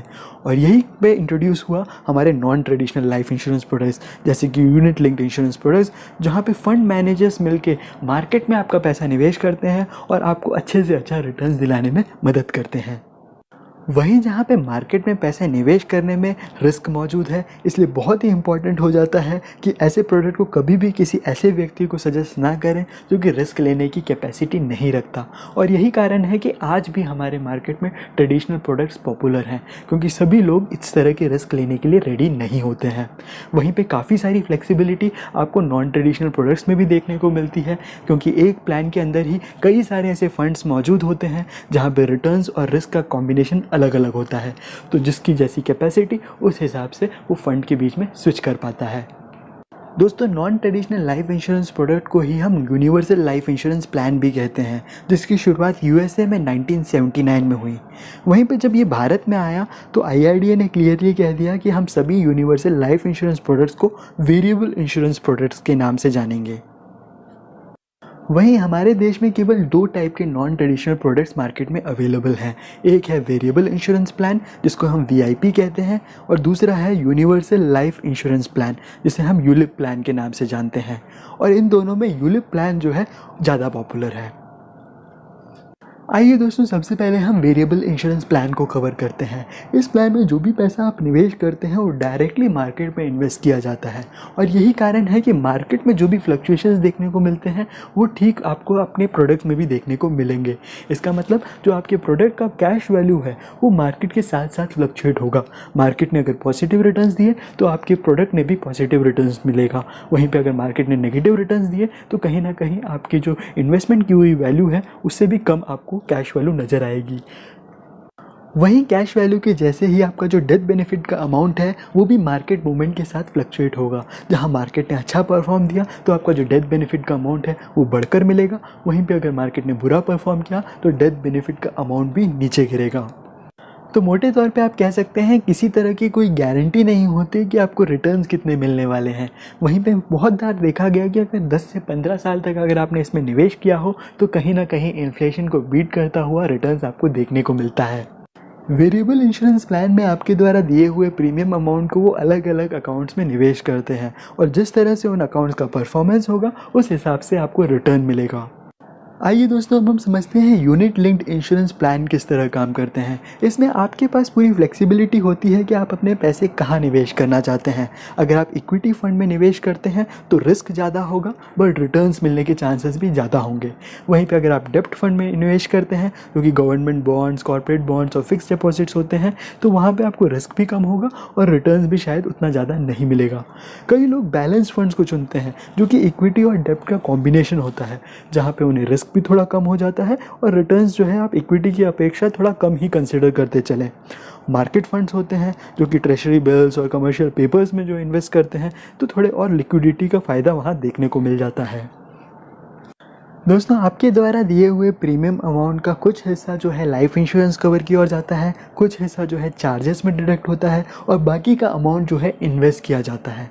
और इस इन्वेस्टमेंट में भी आपको ऑप्शन दिया रहता है कि आप कौन से फंड्स में इन्वेस्ट करना चाहते हैं, क्योंकि जब भी आप कोई यूलिप प्लान को खरीदने जाएंगे तो उसमें कई सारे फंड ऑप्शंस आपको दिखेंगे। और ये जो फंड ऑप्शंस होते हैं ये बेसिकली इक्विटी, डेब्ट और मार्केट के कॉम्बिनेशंस होते हैं। तो आप सेलेक्ट कर सकते हैं कि आपकी रिस्क कैपेसिटी के हिसाब से और आप कितना रिटर्न कमाना चाहते हैं उसके हिसाब से कौन सा फंड जो है आपके लिए बेस्ट रहेगा। दोस्तों, यूलिप प्लान्स जो हैं कई मायनों में म्यूचुअल फंड्स जैसे ही होते हैं, क्योंकि जैसे म्यूचुअल फंड्स में डेडिकेटेड फंड मैनेजर होते हैं, ठीक उसी तरह से यूलिप प्लान्स के जो फंड्स हैं उन्हें भी फंड मैनेजर्स ही मैनेज करते हैं और डिसाइड करते हैं आपके द्वारा दिया हुआ जो पैसा है उसे कौन सी कंपनीज़ में लगाएं, कौन से कॉर्पोरेट बॉन्ड्स में इन्वेस्ट करें इत्यादि। ठीक म्यूचुअल फंड्स की तरह ही आपको यूलिप प्लान में भी नैव यूनिट्स देखने को मिलता है, यानी आप जो भी अमाउंट पे करते हैं उसके हिसाब से कितने नैव यूनिट्स अलॉट होंगे वो आप कैरी फॉरवर्ड करते हैं। और जब भी ये नैव यूनिट्स की वैल्यू बढ़ती है तो उसके हिसाब से आपको आपके रिटर्न्स में भी फ़ायदा देखने को मिलता है। वही दोस्तों, यूलिप प्लान की खास बात यह है कि यहाँ पे जो इन्वेस्टमेंट पे रिटर्न्स है वो भले ही फ्लक्चुएट होते होंगे, बट जो डेथ बेनिफिट का अमाउंट है उसमें मिनिमम वैल्यू सेट की गई है, जिसे हम सम एश्योर्ड भी कहते हैं। यानी कि मान लेते हैं आपने किसी यूलिप प्लान में इन्वेस्ट किया जहाँ पे जो है आपका प्रीमियम अमाउंट 1 लाख रुपीज़ है पर ईयर, तो उस हिसाब से मिनिमम जो है 10 लाख रुपीज़ का जो डेथ बेनिफिट का अमाउंट है आपको मिलकर रहेगा। वहीं पर अगर मार्केट परफॉर्मेंस के चलते आपकी फ़ंड वैल्यू जो है 12 लाख या 13 लाख की बैठती है तो जो ऊपर का अमाउंट है वो आपको मिलेगा। दोस्तों, IC38 के मॉक टेस्ट के वीडियोस का प्लेलिस्ट भी मैंने कमेंट बॉक्स में दे रखा है। उसे अगर आप देखेंगे तो आपको समझ में आएगा कि आपको कितने कॉन्सेप्ट्स क्लियर हुए हैं और आपकी अंडरस्टैंडिंग कितनी बैठी है। उस हिसाब से आप डिसाइड कर सकते हैं कि कौन से ऐसे चैप्टर्स हैं जिसे आपको वापस सुनने की ज़रूरत है। आज के इस चैप्टर में हम आपके साथ डिस्कस करने जा रहे हैं एप्लीकेशंस ऑफ लाइफ इंश्योरेंस। इसमें 3 मेन पॉइंट्स हैं जिसको हम इस चैप्टर में कवर करेंगे: keyman insurance, mortgage redemption insurance और मैरिड वुमेन प्रॉपर्टी एक्ट। ये तीनों ही जो हैं आपके एग्ज़ाम पर्पस में काफ़ी इंपॉर्टेंट सब्जेक्ट्स हैं। तो आइए डिस्कस करते हैं। इसमें सबसे पहले हम डिस्कस करेंगे कीमैन इंश्योरेंस। पहले ही आपको बता दूं कि कीमैन इंश्योरेंस एक पर्सनल लाइफ इंश्योरेंस नहीं होता है। ये जो इंश्योरेंस है नॉर्मली कंपनी लेती है अपने की मेंबर्स के लिए। अब किसी भी कंपनी के लिए उनके की मेंबर्स कौन होते हैं, जैसे कि chief executive officer, chief operational officer या फिर ऐसा कोई बड़ा अधिकारी जिसकी अगर असमय मृत्यु हो जाए तो कंपनी को बहुत बड़ा लॉस हो सकता है। दोस्तों, आपको बता दूं कि कीमैन इंश्योरेंस का पर्पस कंपनी को होने वाले बड़े घाटे को कंपनसेट करना नहीं होता है। वहीं पे जब भी कोई कंपनी अपने की मेंबर्स का इंश्योरेंस कराती है तो एक राशि तय हो जाता है। हो सकता है 10 करोड़ रुपए हो या 50 करोड़ रुपए हो, तो जो भी राशि तय होती है वो अमाउंट जो है दे दिया जाता है अगर किसी की मेंबर की डेथ होती है तो। आपको बता दें कि ये जो अमाउंट है की मेंबर की फैमिली को नहीं दिया जाता बल्कि कंपनी को दिया जाता है की मेंबर को, कारण ताकि की मेंबर के असमय मृत्यु होने वाले लॉस को कुछ हद तक कवर किया जा सके। होता तो कीमैन इंश्योरेंस एक टर्म इंश्योरेंस प्लान ही है। वहीं पे जहाँ पे पर्सनल लेवल पे अगर किसी को टर्म प्लान दिया जाता है तो उसकी इनकम को देखा जाता है, उसके बाद डिसाइड किया जाता है कि कितना मैक्सिमम हम उन्हें इंश्योरेंस कवर दे सकते हैं। वहीं पे कंपनी लेवल में जब कीमैन इंश्योरेंस कराया जाता है तो कंपनी की प्रॉफिटेबिलिटी को देखते हुए ये अमाउंट डिसाइड किया जाता है। आइए अब हम डिस्कस करते हैं मॉर्टगेज रिडेम्पशन इंश्योरेंस को। मॉर्टगेज इंश्योरेंस को मैंने पिछले चैप्टर्स में भी कवर किया था, बट फिर भी मैं आपके साथ एक और बार कवर कर लेता हूँ। इसी का दूसरा नाम है लोन प्रोटेक्टर पॉलिसी। यानी कि जब भी आप कोई होम लोन लेते हैं, मान लेते हैं 25 लाख का आपने होम लोन लिया है, तो उसी समय आपको एक टर्म इंश्योरेंस करा दिया जाता है 25 लाख का। वहीं पे जहाँ पे नॉर्मल टर्म इंश्योरेंस का जो सम एश्योर्ड का वैल्यू रहता है वो हमेशा फिक्स रहता है पूरे कॉन्ट्रैक्ट पीरियड के दौरान। वहीं पे जब आपको मॉर्टगेज इंश्योरेंस के दौरान जो है टर्म प्लान दिया जाता है तो ये डिक्रीजिंग टर्म इंश्योरेंस प्लान होता है। यानी कि जैसे जैसे आप इसकी किस्त भरते रहते हैं लोन की, आपका जो टर्म इंश्योरेंस का कवर है वो कम होता चला जाता है। और यही कारण है कि डिक्रीजिंग टर्म इंश्योरेंस के जो प्रीमियम्स होते हैं वो नॉर्मल टर्म इंश्योरेंस के कंपैरिजन में काफ़ी कम होते हैं, क्योंकि जो सम एश्योर्ड का जो वैल्यू है वो साल भर साल घटता चला जाता है। वहीं आपको बता दें कि जिस किसी ने भी लोन लिया है उसकी अगर असमय मृत्यु हो जाए तो लाइफ इंश्योरेंस कंपनी जो है बैंक को बचा हुआ पैसा दे देती है, जिससे कि फैमिली के ऊपर कोई दबाव नहीं पड़ता। आइए दोस्तों, अब हम आते हैं मेरे पर्सनल फेवरेट टॉपिक में, जिसका नाम है मैरिड वुमेन प्रॉपर्टी एक्ट या फिर MWP। MWP एक्ट जो है एक्चुअली 1874 का लॉ है, जहाँ पे सेक्शन 6 में क्लियरली बताया गया है कि जो भी लाइफ इंश्योरेंस के आए हुए बेनिफिट्स हैं, स्पेशली डेथ बेनिफिट, उसका हक जो है डायरेक्टली वाइफ और उनके बच्चों को हो। वहीं दोस्तों, MWP एक्ट के तहत पॉलिसी लेना काफ़ी आसान है। जब भी आप पॉलिसी लेते हैं तो उसके फॉर्म के साथ MWP का फॉर्म भी फिल करना रहता है। इसका मतलब आगे जाके भले ही आपने जो है बहुत सारे कर्ज बैंक से लिए हों या फिर अपने रिलेटिव से लिए हों, कहीं पे अगर डेथ बेनिफिट का अमाउंट आता है तो उसमें किसी का भी हक नहीं होता आपकी वाइफ और आपके बच्चों के अलावा। इसका मतलब इवन सुप्रीम कोर्ट का जजमेंट तक उन पैसों को आपके वाइफ और बच्चों से नहीं छीन सकता। दोस्तों, इससे पहले कि आप अपने हर क्लाइंट को MWP एक्ट के तहत पॉलिसी इशू करें, इसके नेगेटिव पॉइंट्स को भी जानना बहुत ज़रूरी है। आप जान लें कि MWP एक्ट के तहत दी हुई पॉलिसी को कोई भी सरेंडर नहीं करा सकता। यानी कि अगर पॉलिसी होल्डर का कुछ सालों बाद मन बदल जाए और वो चाहे कि अपने दिए हुए पैसों को सरेंडर करके वापस ले, तो ये संभव नहीं है। वहीं पे MWP एक्ट के तहत दी हुई पॉलिसीज़ में नॉमिनेशन सुविधा भी नहीं होती। यानी आगे जाके अगर उनका मन किया कि अपने माता पिता को भी नॉमिनी जैसे नियुक्त करें तो ये पॉसिबल नहीं है। डेथ क्लेम पे पूरा का पूरा जो अमाउंट है वो वाइफ और बच्चों को मिलता है। MWP एक्ट मेरा फेवरेट टॉपिक इसलिए है क्योंकि इसमें सबके ओपिनियंस अलग होते हैं। मैं जानना चाहता हूँ कि आपके ओपिनियन में क्या MWP एक्ट अच्छा है या बुरा। कमेंट बॉक्स में मुझे ज़रूर बताइएगा। मिलता हूँ आपसे अगले वीडियो में, तब तक के लिए जय हिंद, जय भारत।